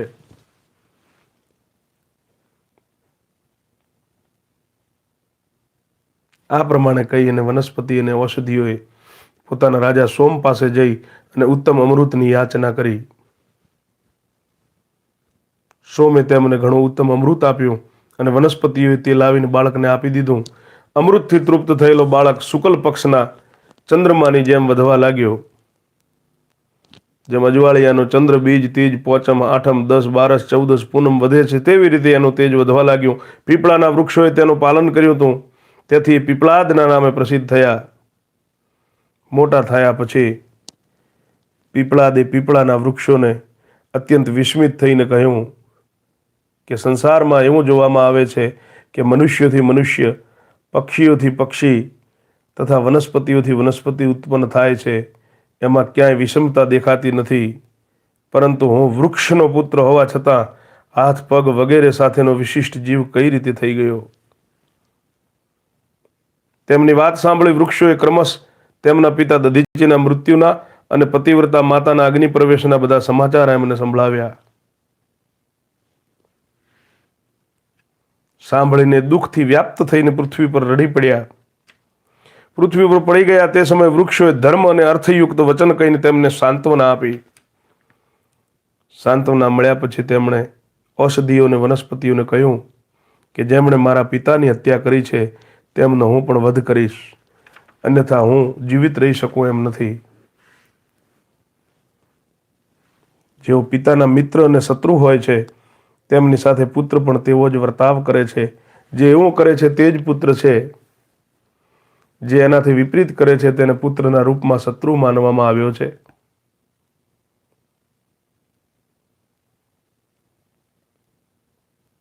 વૃક્ષોએ કહ્યું કે મહાદુતી, તમારી માતાએ પરલોક જતી વેળાએ આ ઉદ્ગાર પ્રગટ કર્યો હતો કે જેઓ બીજાનો દ્રોહ કરે છે જેઓ પોતાના કલ્યાણની વાતો ભૂલી જાય છે તથા જેઓ ભ્રાંત ચિત્ત થઈને આમ તેમ ભટકે છે તેઓ નરકમાં પડે છે.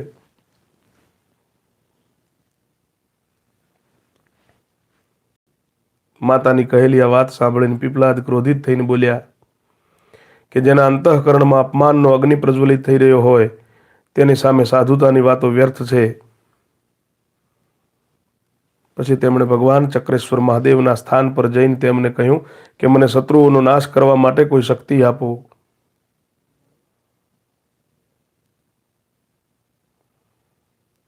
પીપલાદના મુખેથી આટલું સાંભળતા જ ભગવાન શંકરના નેત્રોમાંથી ભયંકર કૃતિયા પ્રગટ થઈ.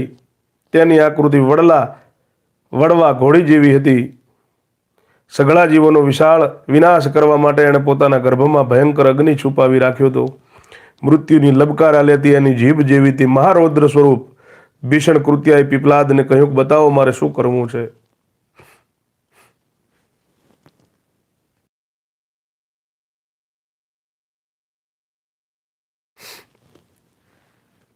પીપલાદે કહ્યું, દેવતા મારા શત્રુ છે, તેમને ખાઈ જા.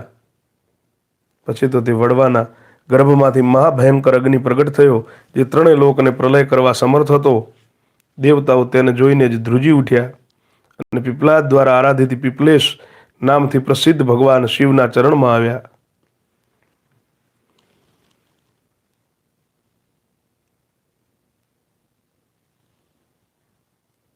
તેમણે ભયભીત થઈ શિવજીની સ્તુતિ કરતા કહ્યું, શંભુ આપ અમારી રક્ષા કરો.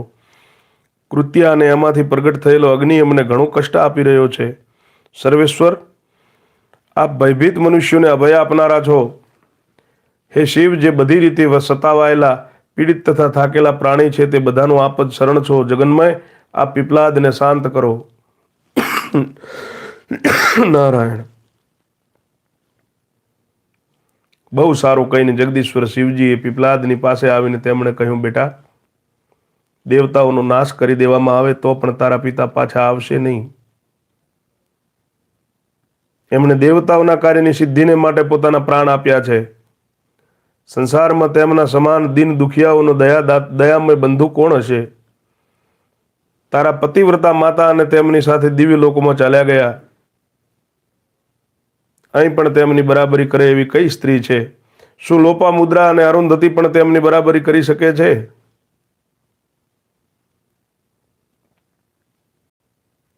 જેમના હાડકાઓથી બધા દેવતા હંમેશા વિજયી અને સુખી બની રહે છે તે તારા પિતા કેટલા શક્તિશાળી હતા.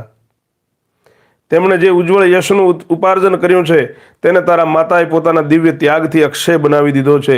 તું તેમનો જ પુત્ર છે, તેમનાથી વધીને તે હજુ સુધી કાંઈ કર્યું નથી.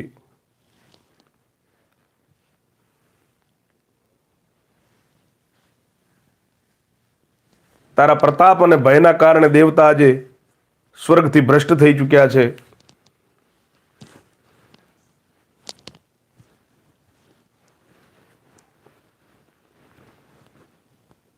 તેઓ વિચારી નથી શકતા કે અમે ભાગીને કઈ દિશામાં જઈએ. તું એમને બચાવ, અમરોની રક્ષા કર.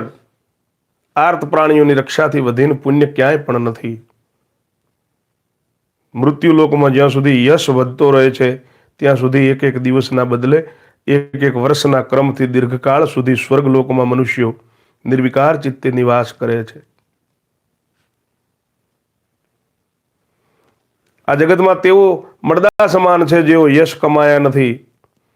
તેઓ જ અંધ છે જેમણે શાસ્ત્રનું અધ્યયન કર્યું નથી. તેઓ જ નપુંસક છે જેઓ સદા દાન આપતા નથી. તથા તેઓ જ શોક કરવા યોગ્ય છે જેઓ સદા ધર્મમાં પાલનમાં સંલગ્ન રહેતા નથી. દેવાધિદેવ મહાદેવજીના વચન સાંભળીને પીપલાદ મુનિ શાંત થઈ ગયા. એમણે ભગવાન શિવને નમસ્કાર કર્યા અને હાથ જોડીને કહ્યું કે જેઓ મન, વાણી અને ક્રિયા દ્વારા સદા મારા હિતમાં સંલગ્ન રહી અને મારો ઉપકાર કરતા રહે છે તેમનું તથા અન્ય લોકોનું હિત કરવા માટે હું દેવતાઓ વગેરેના પૂજનીય ઉમા સહિત ભગવાન શંકરને પ્રણામ કરું છું. જેમણે મારી રક્ષા કરી, મને પાળી પોષીને મોટો કર્યો, પોતાનો સગોત્ર અને સહધર્મી બનાવ્યો, ભગવાન શિવ તેમના મનોરથ પૂર્ણ કરે. હું બાળચંદ્રમાનો મુગટ ધારણ કરનારા મહાદેવજીને નિત્ય પ્રણામ કરું છું. પ્રભુ, જેમણે માતા પિતાની જેમ મારું ભરણ પોષણ કર્યું છે,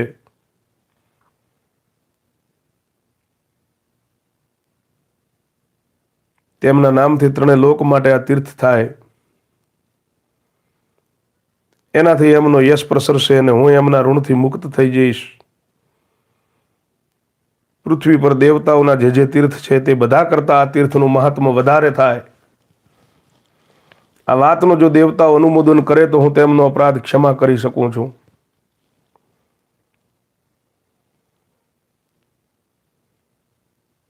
પીપળાદે આ વાત ઇન્દ્ર વગેરે બધા દેવતાઓની સામે કહી અને બધાએ આદરપૂર્વક આ વાતનું સમર્થન કર્યું. બાળક પીપળાદની બુદ્ધિ, વિનય, વિદ્યા, શૌર્ય, બળ, સાહસ, સત્ય ભાષણ, માતા પિતાની ભક્તિ તથા ભાવ શુદ્ધિને જાણી ભગવાન શિવજીએ એને કહ્યું કે બેટા, જે તારી ઈચ્છા હોય તે જણાવ, તે તને અવશ્ય પ્રાપ્ત થશે. તું તારા મનમાં બીજો કોઈ વિચાર કરીશ નહીં.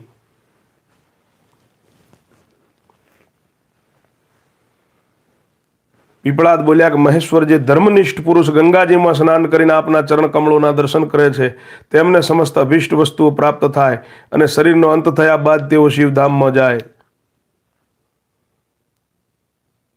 નાથ, મારા પિતા અને માતા આપના શરણોમાં નમી પડ્યા હતા. આ પીપળો અને દેવતા પણ આપના સ્થાનમાં આવીને સુખી થયા છે. આ બધા સદા આપના દર્શન કરે અને આપના જ ધામમાં જાય.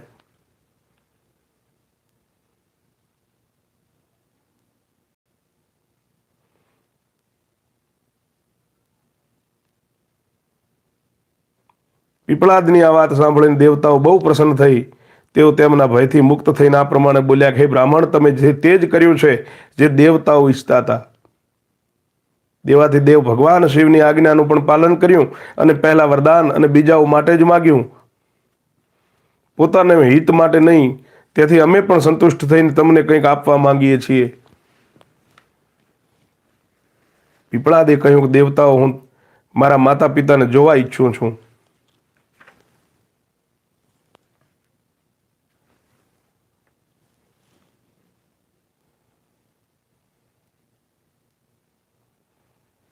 મેં માત્ર તેમનું નામ જ સાંભળ્યું છે. સંસારમાં તે જ મનુષ્યો ધન્ય છે જેઓ માતા પિતાને આધીન રહીને તેમની સેવા શુશ્રૂષા કરે છે. પોતાની ઇન્દ્રિયોને, શરીરને, કુળને, શક્તિને અને બુદ્ધિને માતા પિતાના કાર્યમાં પરોવી અને પુત્ર કૃતકૃત થઈ જાય છે. જો મને તેમના દર્શન થઈ જાય તો મારા મન, વચન, શરીર અને ક્રિયાઓનું ફળ પ્રાપ્ત થઈ જશે. પીપળાદ મુનિના વચન સાંભળીને દેવતાઓએ પરસ્પર વિમર્શ કરીને કહ્યું કે બ્રાહ્મણ, તમારા માતા પિતા દિવ્ય વિમાન પર આરૂઢ થઈને તમારી પાસે આવે છે. તમે અવશ્ય તેમના દર્શન કરશો. વિષાદ છોડીને પોતાના મનને શાંત કરો. જુઓ જુઓ, તેઓ વિમાન પર બેસીને આવી રહ્યા છે. તેમના દિવ્ય શરીર પર સ્વર્ગના આભૂષણો શોભી રહ્યા છે. પીપળાદે ભગવાન શિવજીની નજીક પોતાના માતા પિતાને જોઈને પ્રણામ કર્યા. તે સમયે તેમના નેત્રોમાં આનંદના આંસુ ઉભરાઈ રહ્યા આવ્યા. એ ગદગદ કંઠે બોલ્યા કે અન્ય કુલીન પુત્ર પોતાના માતા પિતાને તારે છે, પરંતુ હું એવો ભાગ્યહીન છું જે પોતાની માતાના ઉદરને વિદીર્ણ કરવામાં કારણ બન્યો. તે સમયે તેમના માતા પિતાએ કહ્યું કે પુત્ર, તું ધન્ય છે, જેની કીર્તિ સ્વર્ગલોક સુધી પ્રસરેલી છે. તે ભગવાન શંકરના પ્રત્યક્ષ દર્શન કર્યા. તે ભગવાન શિવના પ્રત્યક્ષ દર્શન કર્યા અને દેવતાઓને સાંત્વના આપી. તારા જેવા પુત્રથી પિતરોના ઉત્તમ લોક કદી ક્ષીણ થતા નથી. હા રાઠોડ રણછોડભાઈ, ઓમ નમો નારાયણ, જય મહાકાળીમાં. એ સમય પીપળાદ પર આકાશમાંથી પુષ્પની વૃષ્ટિ થવા લાગી. દેવતાઓએ જય જયકાર કર્યો. પત્ની સહિત દધીચીએ પણ પુત્રને આશીર્વાદ આપ્યા તથા ભગવાન શંકર, ગૌતમી ગંગા અને દેવતાઓને નમસ્કાર કરીને પીપળાદને કહ્યું, બેટા, વિવાહ કરીને ભગવાન શિવની ભક્તિ અને ગંગાજીનું સેવન કર.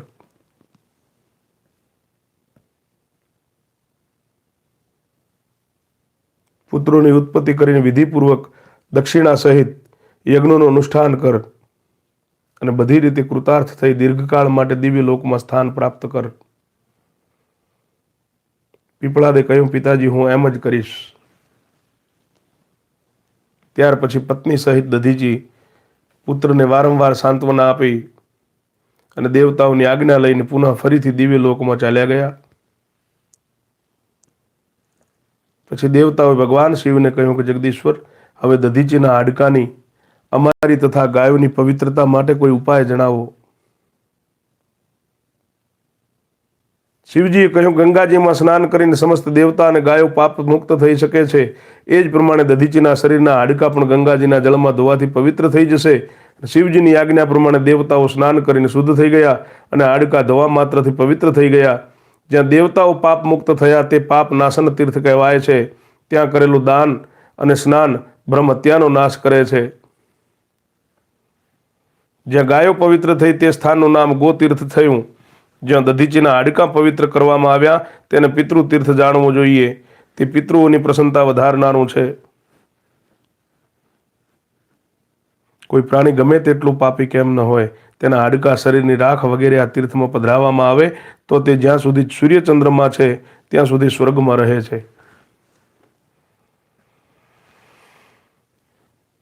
આ પ્રમાણે તે તીર્થમાંથી 3 તીર્થો પ્રગટ થયા. તે સમયે દેવતાઓ અને ગાયોએ પવિત્ર થઈને ભગવાન શંકરને કહ્યું કે અમે હવે પોતપોતાના સ્થાને જઈશું. અહીં સૂર્યદેવની પ્રતિષ્ઠા કરવામાં આવી છે. તેમની પ્રતિષ્ઠાથી બધા દેવતા પ્રતિષ્ઠિત થઈ જશે. તે માટે આપ આજ્ઞા કરો. સનાતન સૂર્યદેવ સ્થાવર જંગમ રૂપી જગતના આત્મા છે. જ્યાં જગતજનની ગંગા અને સાક્ષાત ભગવાન ત્રંબક બિરાજી રહ્યા છે ત્યાં પ્રતિષ્ઠાન નામક તીર્થ પણ થાઓ. આમ કહીને દેવતાઓએ પીપળાદની પણ અનુમતિ લીધી અને પોતપોતાના નિવાસ સ્થાને ચાલ્યા ગયા.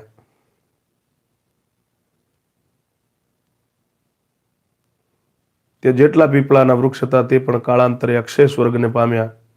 અક્ષય સ્વર્ગ પ્રાપ્ત થયા. પ્રતાપી પીપળાદે તે ક્ષેત્રના અધિષ્ઠાતા દેવતા રૂપી ભગવાન શંકરની સ્થાપના કરી તેમનું પૂજન કર્યું. પછી ગૌતમ રૂપી કન્યાને પત્ની રૂપે પ્રાપ્ત કરી અને ઘણા પુત્રો ઉત્પન્ન કર્યા.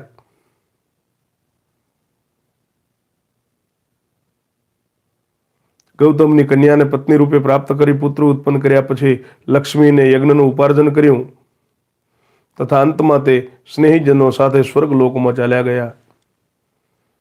હાજી. ઓમ નમો નારાયણ. પ્રભુભાઈ પરમાર, પ્રભુભાઈ જમનાભાઈ. ઓમ નમો નારાયણ. જય મહાકાળી માતાજીની.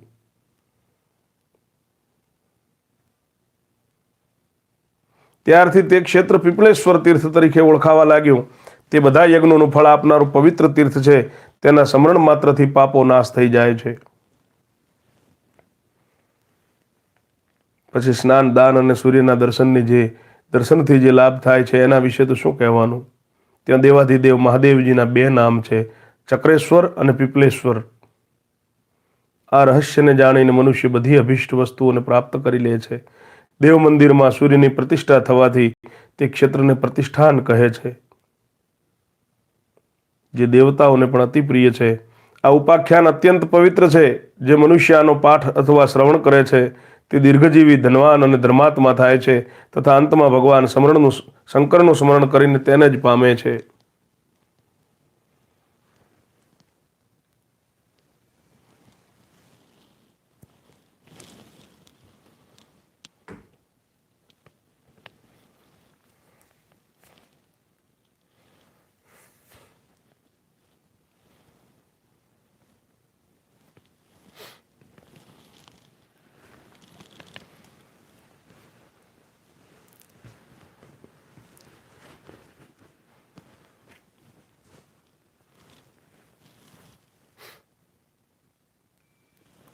બ્રહ્માજી કહે છે, નાગતીર્થના નામનું પ્રસિદ્ધ ક્ષેત્ર છે. તે સઘળી અભિષ્ટ વસ્તુઓને આપનારો તથા મંગલમય છે. ત્યાં ભગવાન નાગેશ્વર નિવાસ કરે છે. તેના મહાત્માની વિસ્તૃત કથા પણ સાંભળો.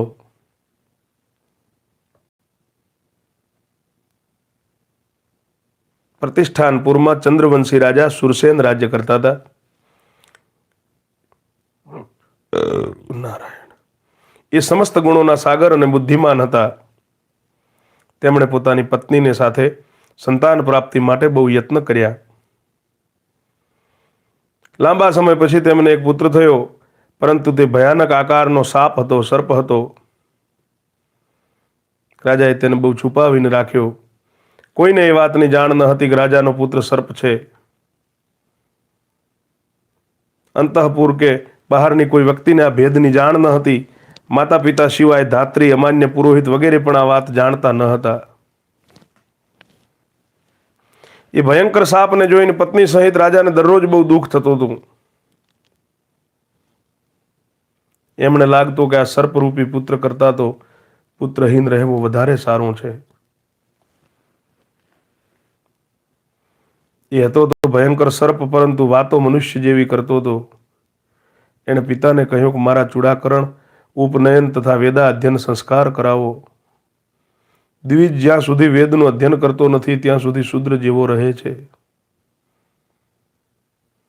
પુત્રની આ વાત સાંભળી શૂરસેન બહુ દુઃખી થયા. તેમણે કોઈ બ્રાહ્મણને બોલાવી તેના સંસ્કાર વગેરે કરાવ્યા. વેદા અધ્યયન સમાપ્ત કરી તેણે પોતાના પિતાને કહ્યું, નૃપશ્રેષ્ઠ, મારા લગ્ન કરાવી દો. મને સ્ત્રી પ્રાપ્ત કરવાની ઈચ્છા થઈ રહી છે. મારો વિશ્વાસ છે આમ કર્યા વિના આપણું કોઈ પણ કાર્ય સિદ્ધ નહીં થાય. પુત્રનો આ નિશ્ચય જાણીને રાજાએ મંત્રીઓને બોલાવ્યા અને તેના લગ્ન માટે આ પ્રમાણે કહ્યું કે મારો પુત્ર યુવરાજ નાગેશ્વર બધા ગુણોની ખાણ છે. તે બુદ્ધિમાન, શૂર, દુર્જય તથા શત્રુઓને સંતાપ આપનારો છે. તેના લગ્ન કરવા છે. હું વૃદ્ધ થયો, હવે પુત્રને રાજ્યનો ભાર સોંપીને નિશ્ચિત થવાની ઈચ્છા છે. તમે સૌ મારું હિત સાધવામાં તત્પર થઈ તેના લગ્ન માટે પ્રયત્ન કરજો. રાજાની આ વાત સાંભળી મંત્રીઓ હાથ જોડીને બોલ્યા કે મહારાજ, આપના પુત્ર ગુણોમાં શ્રેષ્ઠ છે અને આપ પણ સર્વત્ર વિખ્યાત છો. પછી આપના પુત્રના લગ્ન માટે શેની મંત્રણા કરવાની છે અને તેના માટે ચિંતા શા માટે? અમાત્યોની વાત સાંભળીને રાજા થોડા ગંભીર થઈ ગયા. એ મંત્રીઓને એવું બતાવવા ઈચ્છતા ન હતા કે મારો પુત્ર સર્પ છે, તથા મંત્રીઓ પણ આ વાતથી અજાણ જ રહ્યા. રાજાએ ફરી કહ્યું, કઈ કન્યા વધારે ગુણવાળી છે તથા કયો રાજા ઉત્તમ કુળમાં ઉત્પન્ન શ્રીમાન અને ઉત્તમ ગુણોનો આશ્રય છે? રાજાનું આ કથન સાંભળીને અમાત્યોમાંથી એક પરમ બુદ્ધિમાન પુરુષ, જે મહારાજના સંકેતને સમજનાર હતા, તેમનો વિચાર જાણીને બોલ્યા કે મહારાજ, પૂર્વ દેશમાં વિજય નામના એક રાજા છે અને એમની પાસે હાથી, ઘોડા, રત્નોનો ભંડાર છે. મહારાજ, વિજયને 8 પુત્રો છે. જેઓ મોટા ધનુર્ધર છે, તેમની બહેન ભોગવતી સાક્ષાત લક્ષ્મી જેવી છે. તે આપના પુત્ર માટે સુયોગ્ય પત્ની થશે.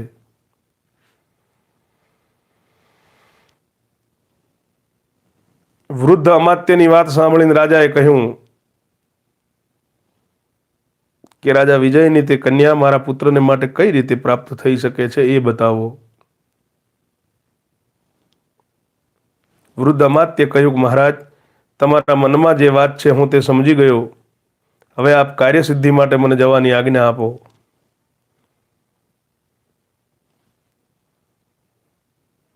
મહારાજ શૂરસેને આભૂષણ, વસ્ત્ર વગેરેથી વૃદ્ધ મંત્રીઓનો સત્કાર કરી એમણે બહુ મોટી સેના સાથે મોકલ્યા. ભીમરાજભાઈ, ઓમ નમો નારાયણ, જય મહાકાળીમાં.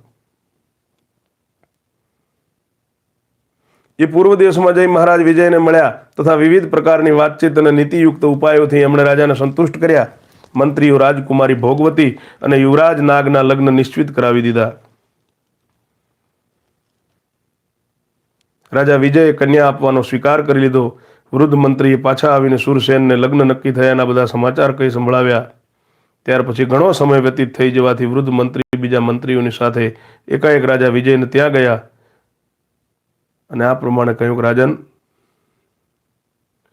મહારાજ, શૂરસેનના રાજકુમાર નાગ બહુ બુદ્ધિમાન અને ગુણોના સમુદ્ર છે. એ સ્વયં અહીં આવવા ઈચ્છતા નથી. ક્ષત્રિયોના લગ્ન અનેક પ્રકારે થાય છે, તેથી આ લગ્ન શસ્ત્રો દ્વારા થઈ જાય તો સારું છે. વૃદ્ધ મંત્રીની વાત સાંભળીને તેને રાજા વિજય સત્ય માની અને ભોગવતીના લગ્ન શસ્ત્ર સાથે જ શાસ્ત્ર વિધિ અનુસાર સંપન્ન થયા. લગ્ન પછી રાજાએ બહુ હર્ષ સાથે અનેક ગાયો, સોનું અને અશ્વ વગેરે સામગ્રી દહેજમાં આપી કન્યાને વિદાય કરી.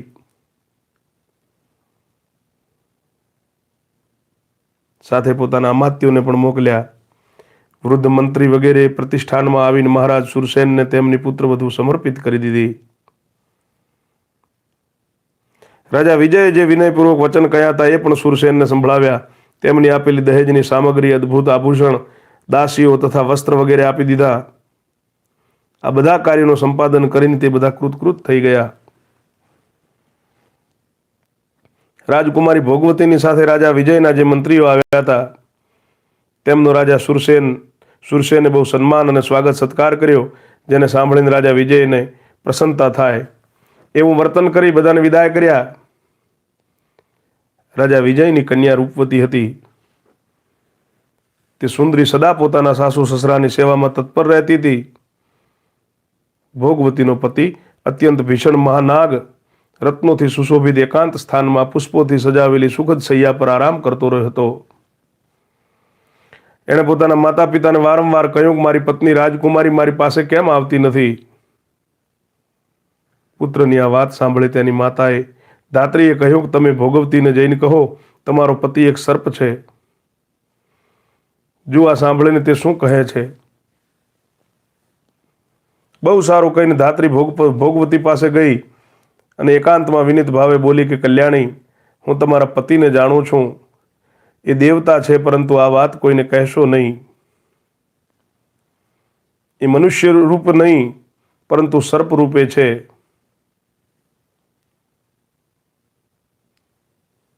ધાત્રીની વાત સાંભળીને ભોગવતીએ કહ્યું કે મનુષ્ય કન્યાને સામાન્ય તો મનુષ્ય જ પતિ મળતો હોય છે. જો દેવ જાતિનો પુરુષ પતિ રૂપે પ્રાપ્ત થાય તો શું કહેવું, એ તો બહુ પુણ્યથી મળે છે.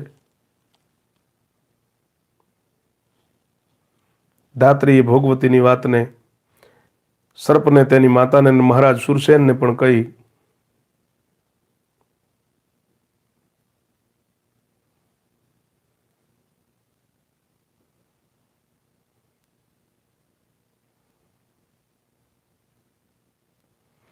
ભોગવતીએ પણ ધાત્રીને બોલાવીને કહ્યું કે તમારું કલ્યાણ થાવ, મને મારા સ્વામીના દર્શન તો કરાવો. ખૂબ ખૂબ ધન્યવાદ ભીમરાજભાઈ કોમેન્ટ કરવા બદલ. આવી રીતે એડ્રેસ બીજું જે પણ ભાઈઓ કોમેન્ટના માધ્યમથી સેવા આપે છે તે જણાવતા પણ રહેશો. સાથે સાથે ચેનલમાં હજી યુટ્યુબનો ઇસ્યુ પણ છે, નોટિફિકેશન પણ હજી ઘણા મિત્રો સુધી જતું નથી. ત્યારે ધાત્રીએ તેને લઈને અત્યંત ભયાનક સર્પના દર્શન કરાવ્યા. તે સુગંધિત ફૂલો પાથરેલી શૈયા પર બિરાજમાન હતો. એકાંત ગૃહમાં રત્નોથી વિભૂષિત ભયાનક સર્પના આકારમાં બેઠેલા પોતાના સ્વામીને જોઈને ભોગવતી હાથ જોડીને કહ્યું કે હું ધન્ય અને અનુગ્રહિત છું, જેના પતિ દેવતા છે, પતિ જ સ્ત્રીની ગતિ છે. આ સાંભળી નાગને બહુ પ્રસન્નતા થઈ. તેણે મલકાઈને કહ્યું કે સુંદરી, હું તમારી ભક્તિથી સંતુષ્ટ છું, બોલો તમને કયું અભિષ્ટ વરદાન આપું. તમારા અનુગ્રહથી મારી સમસ્ત સમરણ શક્તિ જાગૃત થઈ ગઈ છે. મને પિનાકધારી દેવાધિદેવ ભગવાન શંકરે શ્રાપ આપ્યો છે. શેષનાગનો બળવાન પુત્ર નાગ, જે ભગવાન શંકરના હાથનું કંકણ બની રહે છે, તે જ હું તમારો પતિ છું.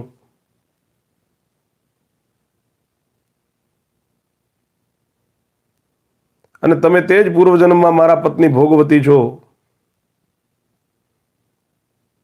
એક દિવસ ભગવાન શંકર એકાંતમાં પાર્વતીજીની સાથે બેઠા હતા. ત્યાં પાર્વતીજીએ એક વાત કહી, જેને સાંભળીને ભગવાન શિવ ખડખડાટ હસી પડ્યા. તે સમયે મને પણ હસવું આવી ગયું. એનાથી ક્રોધિત થઈને ભગવાને મને આ શ્રાપ આપ્યો કે તું મનુષ્ય યોનિમાં સર્પ રૂપે જન્મ લઈને જ્ઞાની થઈશ. કલ્યાણી, આ શ્રાપ સાંભળીને તમે અને મેં પણ ભગવાનને પ્રસન્ન કરવાની ચેષ્ટા કરી. ત્યારે એમણે કહ્યું કે જ્યારે તમે ગૌતમીના તટ પર મારી પૂજા કરશો અને હું તમારા અંતઃકરણમાં જ્ઞાન મૂકીશ, તે સમયે તમે ભોગવતીની કૃપાથી શ્રાપ મુક્ત થઈ જશો. તેથી મારા પર આ સંકટ આવ્યું છે. તમે મને ગૌતમીના કિનારા પર લઈ જાઓ અને મારી સાથે જ ભગવાનની પૂજા કરો. એનાથી મારો શ્રાપ નિવૃત્ત થઈ જશે અને આપણે બંને ફરીથી ભગવાન શિવનું સાનિધ્ય પ્રાપ્ત કરી લઈશું.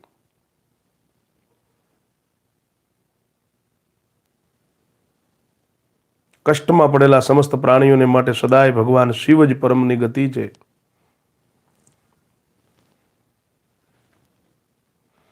પતિની આ વાત સાંભળી ભોગવતી તેમની સાથે લઈ અને ગૌતમીના કિનારા પર ગઈ. ત્યાં ગૌતમીમાં સ્નાન કરી તેને શિવની પૂજા કરી. એનાથી પ્રસન્ન થઈ ભગવાન તે સર્પને દિવ્ય રૂપ પ્રદાન કર્યું.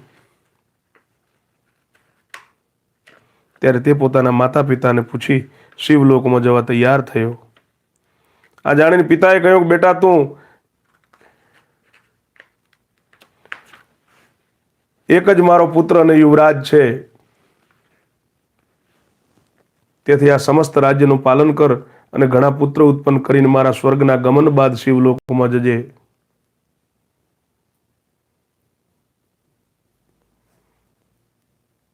હાજી માનસી વાઘામાસી. ઓમ નમો નારાયણ. જય મહાકાળીમાં. પિતાની વાત સાંભળી નાગરાજે કહ્યું, સારું, એવું જ કહીશ, એવું જ કરીશ. પછી ઈચ્છા અનુસાર રૂપ ધારણ કરી પોતાની પત્નીની સાથે રહેવા લાગ્યા. પિતા, માતા અને પુત્રોની સાથે તેમણે તે વિશાળ રાજ્યનો ઉપભોગ કર્યો અને જ્યારે પિતા સ્વર્ગલોકમાં ચાલ્યા ગયા ત્યારે પોતાના પુત્રોને રાજ્ય સોંપી અને પત્ની અને અમાત્ય વગેરેની સાથે શિવપુરમાં ગયા. ત્યારથી તે તીર્થ નાગ તીર્થના નામથી વિખ્યાત થયું.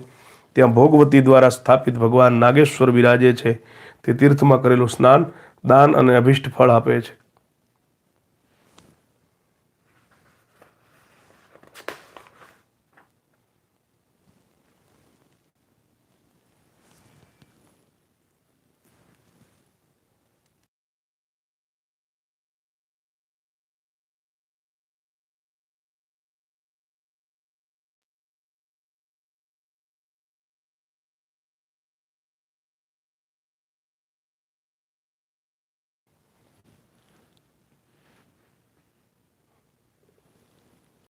સત્ય સનાતન ધર્મના પુરાણની આ કથા બનાસકાંઠા જિલ્લાના ડીસા તાલુકાના રાણપુર ગુણાવાસ ગામે ડીસા દાંતીવાડા હાઈવે ઉપર મહાકાળી દિવ્ય શક્તિ ધામ નવનિર્માણ થઈ રહ્યું છે, તેના લાભાર્થી થઈ રહી છે.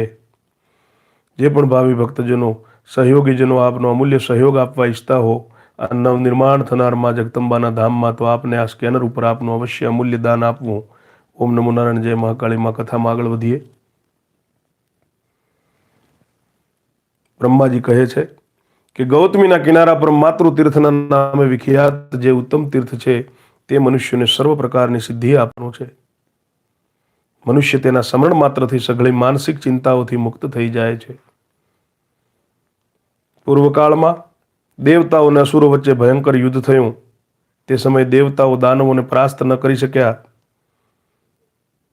ત્યારે બ્રહ્માજી કહે છે, હું બધા દેવતાઓની સાથે શૂલપાણી ભગવાન શંકર પાસે ગયો અને હાથ જોડીને વિવિધ પ્રકારના વાક્યો દ્વારા તેમની સ્તુતિ કરવા લાગ્યો. મહેશ, જે સમયે સમસ્ત દેવતાઓ અને અસુરોએ સાથે મળીને સમુદ્ર મંથન કર્યું અને તેમાંથી એક હળાહળ વિષ નીકળ્યું, તેને ગળી જવા આપના સિવાય બીજું કોણ સમર્થ હતું? જેની સામે બીજા દેવતાઓ મસ્તક નમાવે છે તથા જે માત્ર ફૂલોના બાણથી ત્રણે લોકને પોતાના આધીન કરવામાં સમર્થ છે, તે જ કામદેવ જ્યારે આપના ઉપર આક્રમણ કરવા આવ્યો ત્યારે સ્વયં નષ્ટ થઈ ગયો. તેથી આપનાથી વધીને બીજું કોણ શક્તિશાળી છે? હાજી. ઓમ નમો નારાયણ. પ્રવીણભાઈ, આ સ્તુતિ સાંભળીને ભગવાન શંકર પ્રસન્ન થઈ ગયા અને બોલ્યા કે દેવતાઓ, જણાવો તમે શું ઈચ્છો છો? હું તમને અભિષ્ટ વરદાન આપીશ. ત્યારે દેવતાઓ બોલ્યા કે વૃષભધ્વજ, અમારા પર દાનવોનો બહુ મોટો ભય ઉપસ્થિત થયો છે. ઓમ નમો નારાયણ. જય મહાકાળીમાં. પટેલ ભાણજીભાઈ, આપ ત્યાં આવીને શત્રુઓનો સંહાર અને દેવતાઓની રક્ષા કરો. પ્રભુ, અમે આપનાથી સનાથ છીએ. દેવતાઓએ આ પ્રમાણે કહેતા જ ભગવાન શંકર તે સ્થાન પર આવ્યા જ્યાં દૈત્યો યુદ્ધ માટે ઉભા હતા. ત્યાં દૈત્યોનું ભગવાન શંકર સાથે ભયંકર યુદ્ધ થયું. દૈત્યો આમ તેમ ભાગવા લાગ્યા. યુદ્ધ કરતી વેળાએ શંકરના ભગવાનના લલાટમાંથી પ્રસ્વેદના પરસેવાના બિંદુ પડવા લાગ્યા. તે બિંદુ જ્યાં જ્યાં પડ્યા હતા ત્યાં ત્યાં શિવાકાર માતાઓ પ્રગટ થઈ ગઈ. તેઓ ભગવાન મહેશ્વરને કહેવા લાગી કે આપ આજ્ઞા આપો તો અમે બધી અસુરોને ખાઈ જઈએ. ત્યારે ભગવાને કહ્યું, શત્રુ જ્યાં જ્યાં જાય બધે તેમનો પીછો કરો. આ સમયે તેઓ મારા ડરથી રસાતળમાં ગયા છે. તમે પણ રસાતળ સુધી તેમની પાછળ જાઓ. આવી આજ્ઞા મળતા બધી માતાઓ પૃથ્વી છેદીને રસાતળમાં ગઈ અને અતિ ભયંકર દૈત્ય દાનવોનો સંહાર કરી પાછી દેવતાઓ પાસે આવી ગઈ. માતાઓ ગઈ ત્યારથી પાછી આવી ત્યાં સુધી દેવતાઓ ગૌતમીના કિનારા પર ઊભા રહ્યા. પાછી આવ્યા પછી દેવતાઓએ માતાઓને વરદાન આપ્યું કે સંસારમાં જે રીતે શિવની પૂજા થાય છે તે જ રીતે માતાઓની પણ થાય. આમ કહીને દેવતા અંતર ધ્યાન થઈ ગયા અને માતાઓ ત્યાં જ રહી ગઈ. જ્યાં જ્યાં તે દેવીઓ સ્થિત થઈ તે બધા સ્થાન માતૃતીર્થ માનવામાં આવ્યા છે. તે બધા તીર્થ દેવતાઓ માટે પણ સેવ્ય છે, પછી મનુષ્યો માટે તો વાત જ ક્યાં છે. શિવજીના કથન અનુસાર તે તીર્થોમાં કરવામાં આવેલા સ્નાન દાન તર્પણ બધું અક્ષય થઈ જાય છે. જે મનુષ્ય માતૃતીર્થના ઉપાખ્યાનને દરરોજ સાંભળે, સ્મરણ કરે અથવા વાંચે છે તે દીર્ઘાયુ અને સુખી થાય છે. માતૃતીર્થ પછી અવિઘ્ન તીર્થ છે. તે બધા વિઘ્નોનો નાશ કરનારું છે. નારદ, ત્યાંનો વૃત્તાંત કહું છું, ભક્તિપૂર્વક સાંભળો. એકવાર ગૌતમીના ઉત્તર કિનારા પર દેવતાઓનો યજ્ઞ આરંભ થયો, પરંતુ વિઘ્ન દોષના કારણે તેની સમાપ્તિ ન થઈ. ત્યારે બધા દેવતાઓને ભગવાન વિષ્ણુને આનું કારણ પૂછ્યું. તે સમયે મેં ધ્યાનસ્થ થઈ બ્રહ્માજી કે છે એના કારણનો પતો મેળવ્યો અને કહ્યું કે આમાં ગણેશજી વિઘ્ન નાખી રહ્યા છે. નારાયણ. તેથી આ યજ્ઞની સમાપ્તિ થતી નથી. તેથી બધા ભગવાન ગણેશની સ્તુતિ કરે. મારો આદેશ મળતા બધા દેવતા ગૌતમીના સ્થાન પર ગૌતમીમાં સ્નાન કરી અને આદિદેવ ભગવાન ગણેશની ભક્તિપૂર્વક સ્તુતિ કરવા લાગ્યા. દેવતાઓ બોલ્યા, સદા સર્વ કાર્યોમાં બધા દેવતા તથા શિવ, વિષ્ણુ અને બ્રહ્માજી પણ જે એમનું પૂજન, નમસ્કાર અને ચિંતન કરે છે તે વિઘ્નરાજ ગણેશના અમે શરણે છીએ. હે વિઘ્નરાજ ગણેશ સિવાય મનોવાંછિત ફળ આપનાર કોઈ દેવતા નથી. તેઓ નિશ્ચય કરીને ત્રિપુરારી મહાદેવજીએ પણ ત્રિપુર વધના પહેલા તેમનું પૂજન કર્યું હતું. જેમનું ધ્યાન કરવાથી બધા દેહધારીઓના મનોરથ પૂર્ણ થઈ જાય છે તે અંબિકાનંદન ગણેશ આ મહાયજ્ઞમાં શીઘ્ર અમારા વિઘ્નોનું નિવારણ કરે. દેવી પાર્વતીના ચિંતન માત્રથી જ ગણેશ જેવો પુત્ર ઉત્પન્ન થઈ ગયો. એનાથી સમગ્ર જગતમાં મહાન ઉત્સવ છવાઈ ગયો. આ વાત તે દેવતાઓએ પોતાના મુખેથી કહી હતી, જેઓ નવજાત શિશુના રૂપમાં ગણેશજીને નમસ્કાર કરીને કૃતાર્થ થયા હતા. માતાના ખોળામાં બેસી અને માતાના રોકવા છતાં તેમણે પિતાના લલાટમાં સ્થિત ચંદ્રમાને બળપૂર્વક પકડી તેમની જટાઓમાં છુપાવી દીધો હતો. આ ગણેશજીનો બાળ વિનોદ હતો. જો કે પૂર્ણ તૃપ્ત હતા તો પણ વધારે સમય સુધી માતાના સ્તનોનું દૂધ એટલા માટે પીતા રહ્યા કે ક્યાંય મોટા ભાઈ કાર્તિકેય પણ આવીને પીવા ન લાગે. તેમની બુદ્ધિમાં બાળ સ્વભાવવશ ભાઈ પ્રત્યે ઈર્ષા ભરાઈ ગઈ હતી.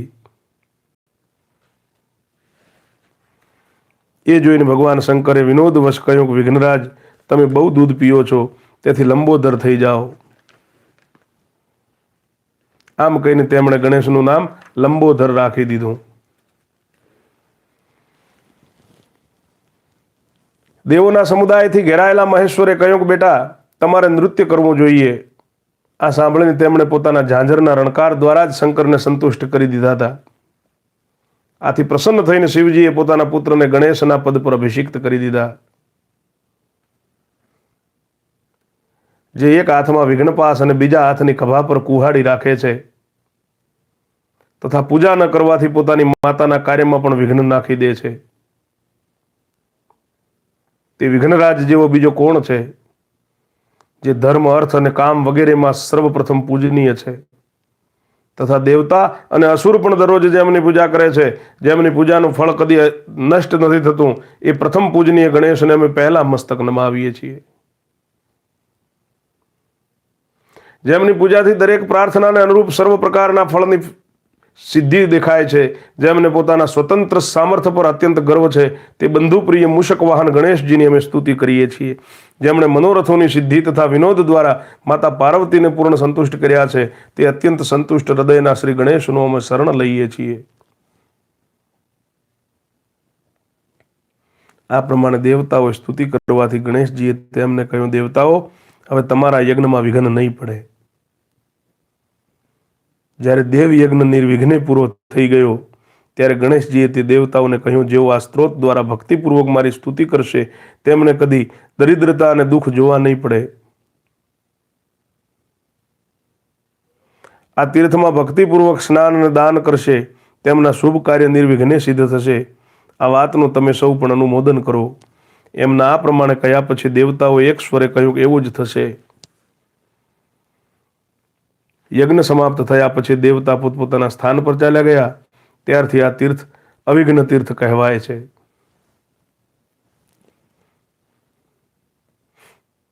તે મનુષ્યોની સમસ્ત કામનાઓને પૂર્ણ કરનારું તથા સઘળા વિઘ્નોને દૂર કરનારું છે.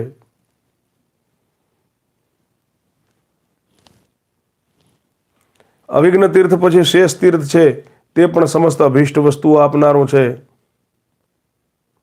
હું બ્રહ્માજી તેના સ્વરૂપનું વર્ણન કરું છું. રસાતળના સ્વામી મહાનાગ શેષ સમસ્ત નાગો સાથે રસાતળમાં રહેવા માટે ગયા,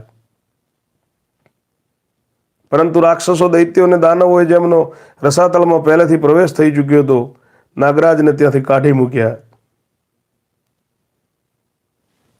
ત્યારે બ્રહ્માજી કહે છે, તેઓ મારે પાસે આવીને બોલ્યા કે ભગવાન, તમે અમને અને રાક્ષસોને રસાતળ આપ્યું છે, પરંતુ દૈત્યો અને રાક્ષસો અમને ત્યાં સ્થાન આપવા માંગતા નથી.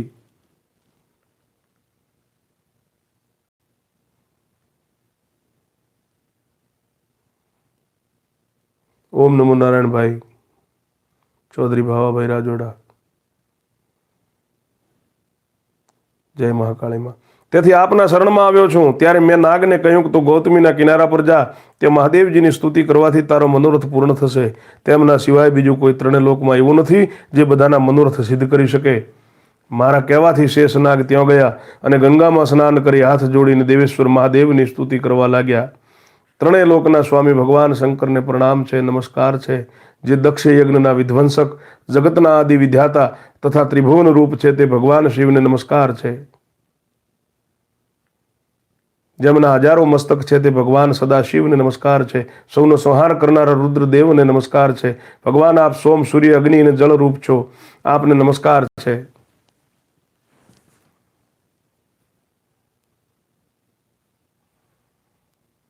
આહિર ગોવાભાઈ હાજી, ઓમ નમો નારાયણ, જય મહાકાળીમાં. ખુશ રહો ભાઈ. સૌનો સંહાર કરનારા રુદ્રદેવને નમસ્કાર છે. ભગવાન આપ સોમ, શુક્ર, અગ્નિ અને જળ રૂપ છો, આપને નમસ્કાર છે. જે સર્વદા સર્વ સ્વરૂપ અને કાળ સ્વરૂપ છે, તે ભગવાન શિવને પ્રણામ છે. હે સર્વેશ્વર શંકર, મારી રક્ષા કરો. સર્વવ્યાપી સોમેશ્વર, મારી રક્ષા કરો. જગન્નાથ, આપને નમસ્કાર છે. મારા મનોરથો પૂર્ણ કરો. આ સ્તુતિથી પ્રસન્ન થઈને મહેશ્વરી નાગરાજને મનોવાંછિત વરદાન આપ્યું. જે દેવતાઓ સાથે શત્રુતા રાખનારા દૈત્ય, દાનવ તથા રાક્ષસોના વિનાશમાં સહાયક હતું. ભગવાને શેષનાગને ત્રિશૂળ આપીને કહ્યું કે આના વડે પોતાના શત્રુઓનો સંહાર કરો. હાજી પિનલબેન જીયાણી, ઓમ નમો નારાયણ, જય રામાપીર. ભગવાન શિવની આજ્ઞાથી શેષનાગ સર્પોની સાથે રસાતળમાં ચાલ્યા ગયા. જય મહાકાળીમાં. ત્યાં તેમણે ત્રિશૂળ વડે પોતાના શત્રુ દૈત્ય, દાનવ તથા રાક્ષસોનો વધ કર્યો અને પછી ભગવાન શેષેશ્વરના દર્શન કરવા માટે એ ગૌતમી તટે પાછા આવ્યા. નાગરાજ જે માર્ગથી આવ્યા હતા, તેઓ રસાતળમાં ત્યાં સુધી છેદ થઈ ગયો હતો. તે છેદમાંથી ગૌતમી ગંગાનું અત્યંત પુણ્યદાયી જળ પાતાળ ગંગામાં જઈને મળી ગયું. આ પ્રમાણે એ બંનેનો સંગમ થયો. ભગવાન શેષેશ્વરની સામે એક વિશાળ કુંડ બનાવી અને શેષનાગે તેમાં હવન કર્યો. તે કુંડમાં સદા અગ્નિદેવ સ્થિત છે.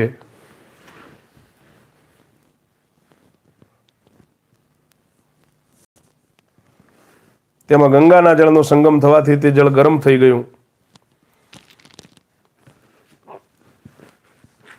મહાયશસ્વી શેષનાગ દ્વારા મહાદેવજીની આરાધના કરી અને ફરીથી રસાતળમાં ચાલ્યા આવ્યા. નારાયણ. મહાદેવજીની આરાધના કરી ફરીથી રસાતળમાં ચાલ્યા આવ્યા. ત્યારથી તે સ્થાન નાગતીર્થ તથા શેષ તીર્થના નામે પ્રસિદ્ધ થયું. તે સઘળી અભિષ્ટ વસ્તુઓ આપનારો, પવિત્ર તથા રોગ અને દરિદ્રતાનો નાશ કરનારો છે. તેનાથી લક્ષ્મી તથા આયુષ્યની પણ વૃદ્ધિ થાય છે.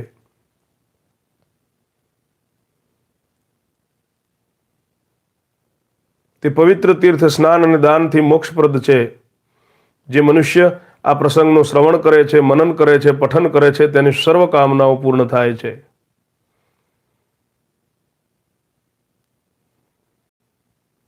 જ્યાં શેષેશ્વર અને શક્તિ પ્રદાન કરનારા ભગવાન શિવ છે, ત્યાં ગૌતમીના બંને તટો પર 21 તીર્થ છે, જે સર્વ સંપત્તિના પ્રદાતા છે.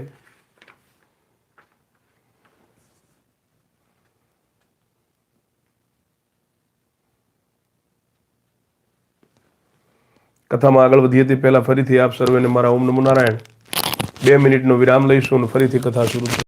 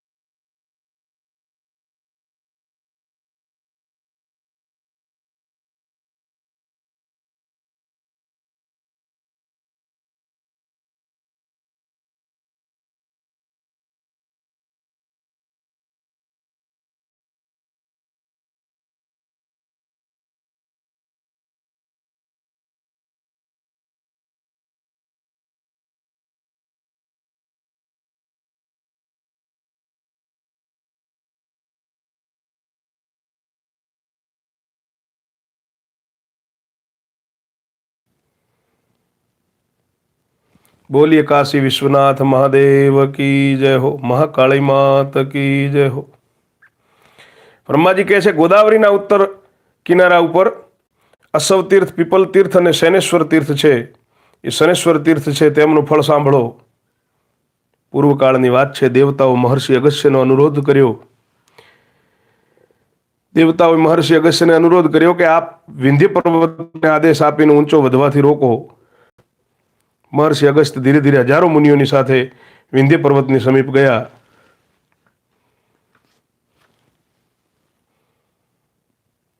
એમણે જોયું કે પર્વત શ્રેષ્ઠ વિંધ્ય અસંખ્ય વૃક્ષોથી વ્યાપ્ત, સેંકડો શિખારોથી ઘેરાયેલો અને બહુ ઊંચો છે. ઊંચાઈમાં તે મેરુગીરી અને સૂર્યની બરાબરી કરી રહ્યો છે. મુનિના આવવાથી વિંધ્ય પર્વતે તેમને આતિથ્ય સત્કાર કર્યા.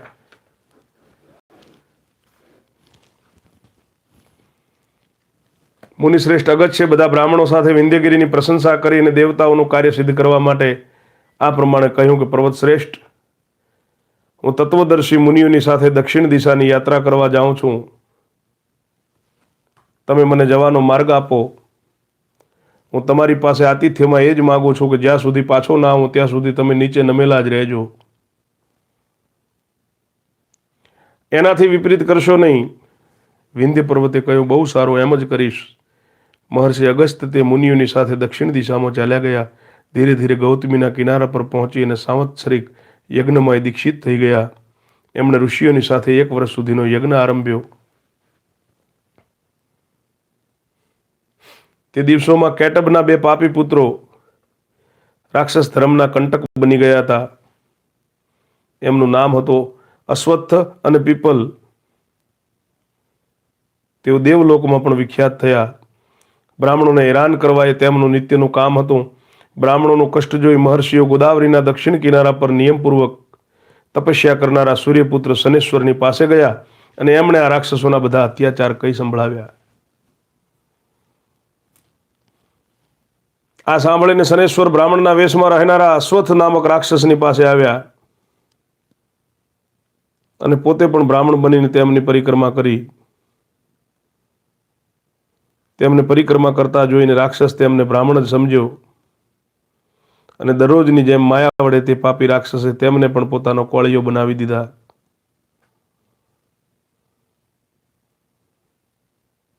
પછી શરીરમાં પ્રવેશ કરીને શનિએ તેના આંતરડા જોયા. શનિની દ્રષ્ટિ પડતા જ તે પાપાત્મા રાક્ષસ વજ્રના પ્રહારથી મરાયેલા પર્વતની જેમ ક્ષણવારમાં બળીને ભસ્મ થઈ ગયો.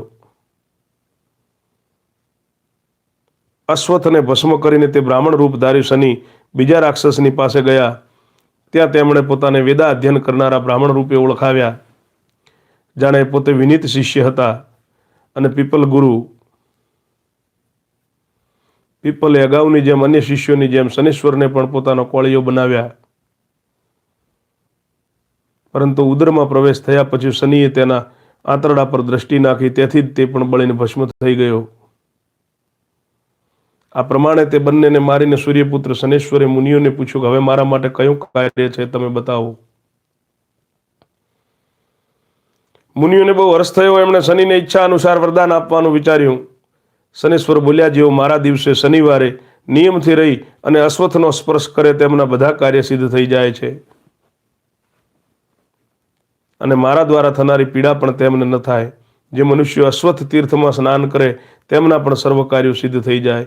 જેઓ શનિવારે સવારે ઉઠીને અશ્વત્થનો સ્પર્શ કરે છે તેમની સમસ્ત ગ્રહ પીડા દૂર થઈ જાય. ત્યારથી તે તીર્થને અશ્વત્થ તીર્થ, પીપલ તીર્થ અને શનેશ્વર તીર્થ કહે છે.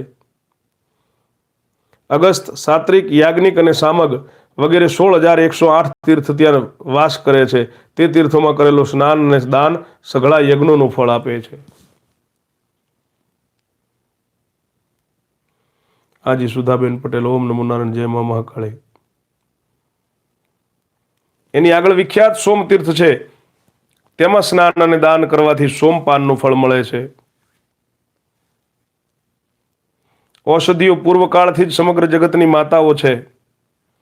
તેમનામાં જ યજ્ઞ, સ્વાધ્યાય અને ધર્મ કાર્ય પ્રતિષ્ઠિત છે. ઔષધિઓથી જ સમસ્ત રોગોનું નિવારણ થાય છે. તેમનાથી જ અન્નની ઉત્પત્તિ અને પ્રાણ રક્ષા થાય છે. એક દિવસ ઔષધિઓએ બ્રહ્માજી કહે છે કે મને પૂછ્યું કે સુરશ્રેષ્ઠ, અમને એક એવો પતિ આપો જે રાજા હોય. તેમની વાત સાંભળીને બ્રહ્માજી કહે મેં કહ્યું કે તમને પતિ રૂપે રાજા પ્રાપ્ત થશે. ત્યારે તેમણે ફરી પ્રશ્ન કર્યો કે એના માટે અમારે ક્યાં જવું પડશે? મેં કહ્યું કે માતાઓ, તમે ગૌતમીના કિનારા પર જાઓ. ગૌતમીના પ્રસન્ન થવાથી તમને લોકપૂજિત રાજાની પ્રાપ્તિ થશે. આ સાંભળીને ઔષધિઓ ત્યાં ગઈ અને ગૌતમીની સ્તુતિ કરવા લાગી. ઔષધિઓએ કહ્યું, ભગવાન શંકરની પ્રિયતમા પુણ્ય સલીલા ગૌતમી, જો તમે આ ભૂતલ પર આવ્યા ન હોત તો સંસારના પ્રાણી જેઓ વિવિધ પ્રકારના પાપોથી તિરસ્કૃત અને દુઃખી થઈ રહ્યા છે તેમનું શું થાત? નદીશ્વરી, પૃથ્વી પરના મનુષ્યોના સૌભાગ્યનું અનુમાન કોણ કરી શકે છે? જેમના મહાપાપોનો નાશ કરનારા આપ જગન્માતા ગંગા તેમના માટે સદાય સુલભ છો.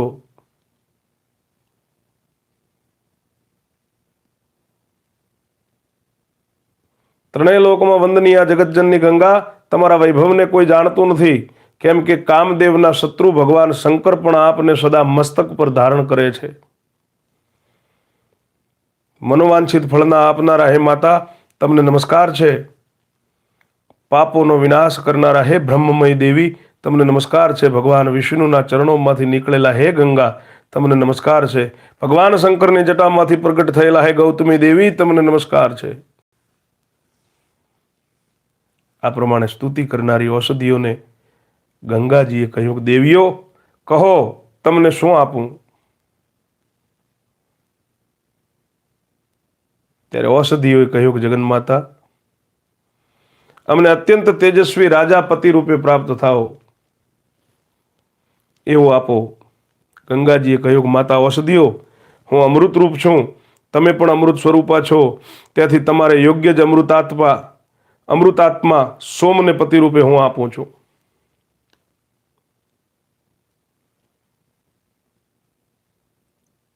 ગૌતમીના વરદાનનું દેવતાઓ, ઋષિઓ, ચંદ્રમા તથા ઔષધિઓએ પણ અનુમોદન કર્યું.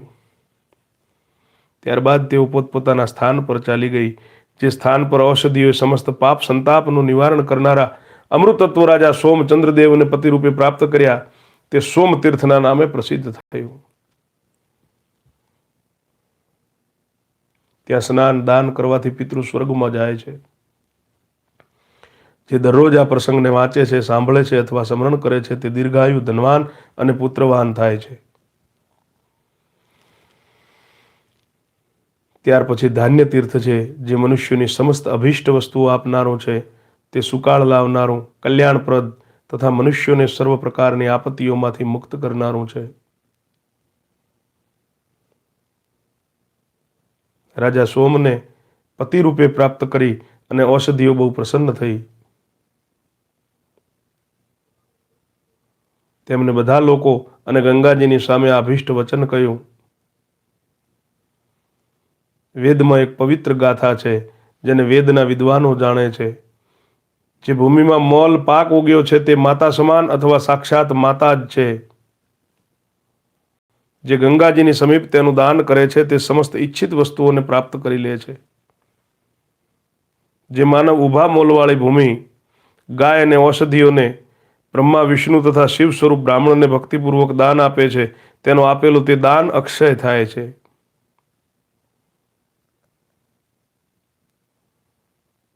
તથા તે પોતાની સકળ કામનાઓને પ્રાપ્ત કરી લે છે. ઔષધિઓ સોમ રાજાની પ્રિયા છે, ચંદ્રમાની પત્નીઓ છે, અને સોમ રાજા ચંદ્રમા પણ ઔષધિઓના પતિ છે.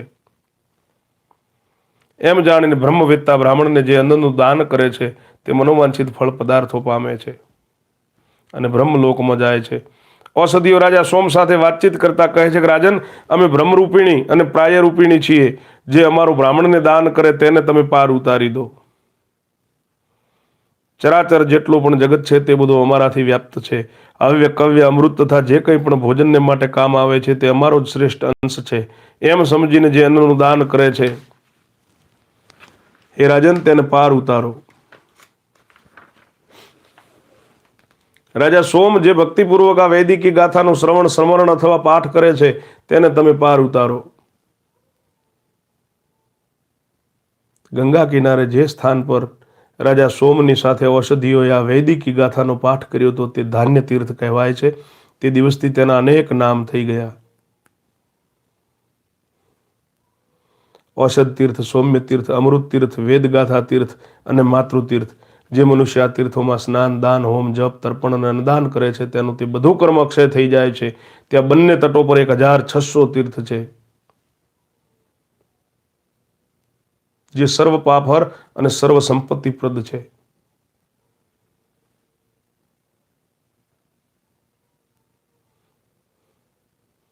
ત્યાં વિદર્ભા સંગમ અને રેવતી સંગમ તીર્થ પણ છે. હવે તેમનું વૃત્તાંત જણાવીશ.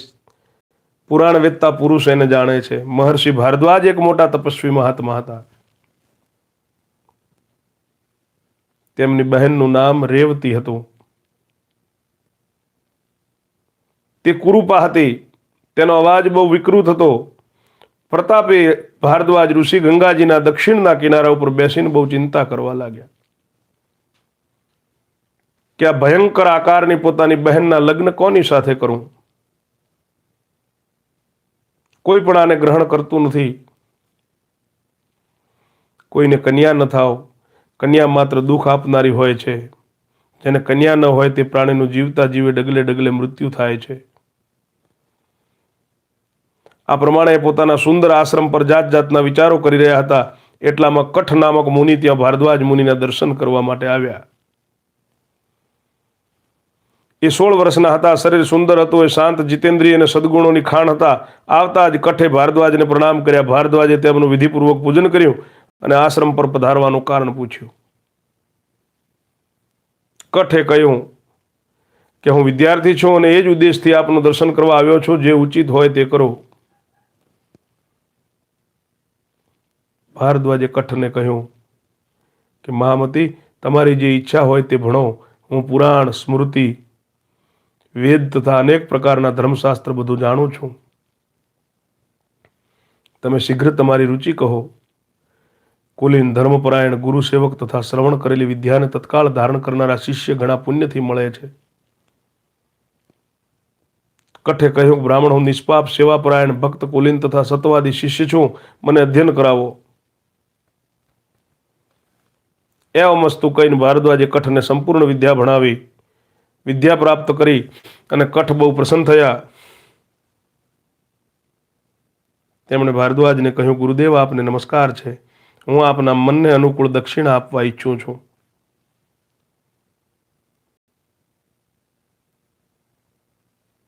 આપ કોઈ દુર્લભ વસ્તુ પણ માગી શકો છો. જણાવો, શું આપું? જે શિષ્યો પોતાના ગુરુ પાસેથી વિદ્યા પ્રાપ્ત કરીને દક્ષિણા આપતા નથી તેઓ જ્યાં સુધી સૂર્ય અને ચંદ્રમાની સત્તા રહે છે ત્યાં સુધી નરકમાં પડ્યા રહે છે. ભારદ્વાજે કહ્યું કે આ મારી બહેન હજી કુમારી છે. એને વિધિપૂર્વક ગ્રહણ કરો અને પત્ની બનાવો. એના પ્રત્યે પ્રેમપૂર્વક વર્તાવ રાખજો. આ જ મારી દક્ષિણા છે. કઠે બહુ સારું કહીને ગુરુના આદેશથી વિધિપૂર્વક આપેલી રેવતીનું પાણી ગ્રહણ કર્યું અને તેના સુંદર રૂપની પ્રાપ્તિ માટે ત્યાં જ રહીને દેવેશ્વર શંકરની આરાધના કરી. રેવતીએ પણ ભગવાન શિવની પ્રસન્નતા માટે તેમનું પૂજન કર્યું. એનાથી તે સુંદર રૂપવતી થઈ ગઈ. એનું પ્રત્યેક અંગ મનોહર દેખાવા લાગ્યું. હવે એના રૂપની કોઈની સાથે તુલના ન હતી. ત્યાં રેવતીએ સ્નાન કરવાથી જળની જે ધારા પ્રગટ થઈ તે રેવતી નામની નદી થઈ, જે રૂપ અને સૌભાગ્ય પ્રદાન કરનારી છે. પછી કઠે તેની પુણ્યરૂપતાની સિદ્ધિને માટે વિવિધ પ્રકારના દર્ભોથી અભિષેક કર્યો. તેનાથી વિદર્ભા નામે નદી પ્રગટ થઈ. જે મનુષ્ય રેવતી અને ગંગામાં શ્રદ્ધાપૂર્વક સ્નાન કરે છે તે સર્વ પાપોથી મુક્ત થઈને વિષ્ણુ લોકમાં પ્રતિષ્ઠિત થાય છે. એ જ પ્રમાણે જે વિદર્ભા અને ગૌતમીના સંગમમાં સ્નાન કરે છે તેને તત્કાળ ભોગ અને મોક્ષની પ્રાપ્તિ થાય છે. ત્યાં બંને કિનારા પર 100 ઉત્તમ તીર્થો છે.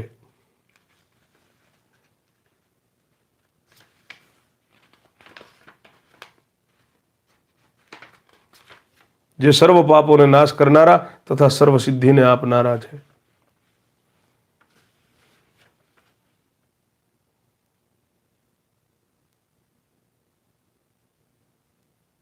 बोलिए श्री काशी विश्वनाथ महादेव की जय हो। भगवान शिव शंकर भोलेनाथ की जय हो। महाकाली मात की जय हो। આજની કથામાં હવે અહીંયા વિરામ લઈશું। આપ સર્વેને ઓમ નમો નારાયણ। જય મહાકાળી મા।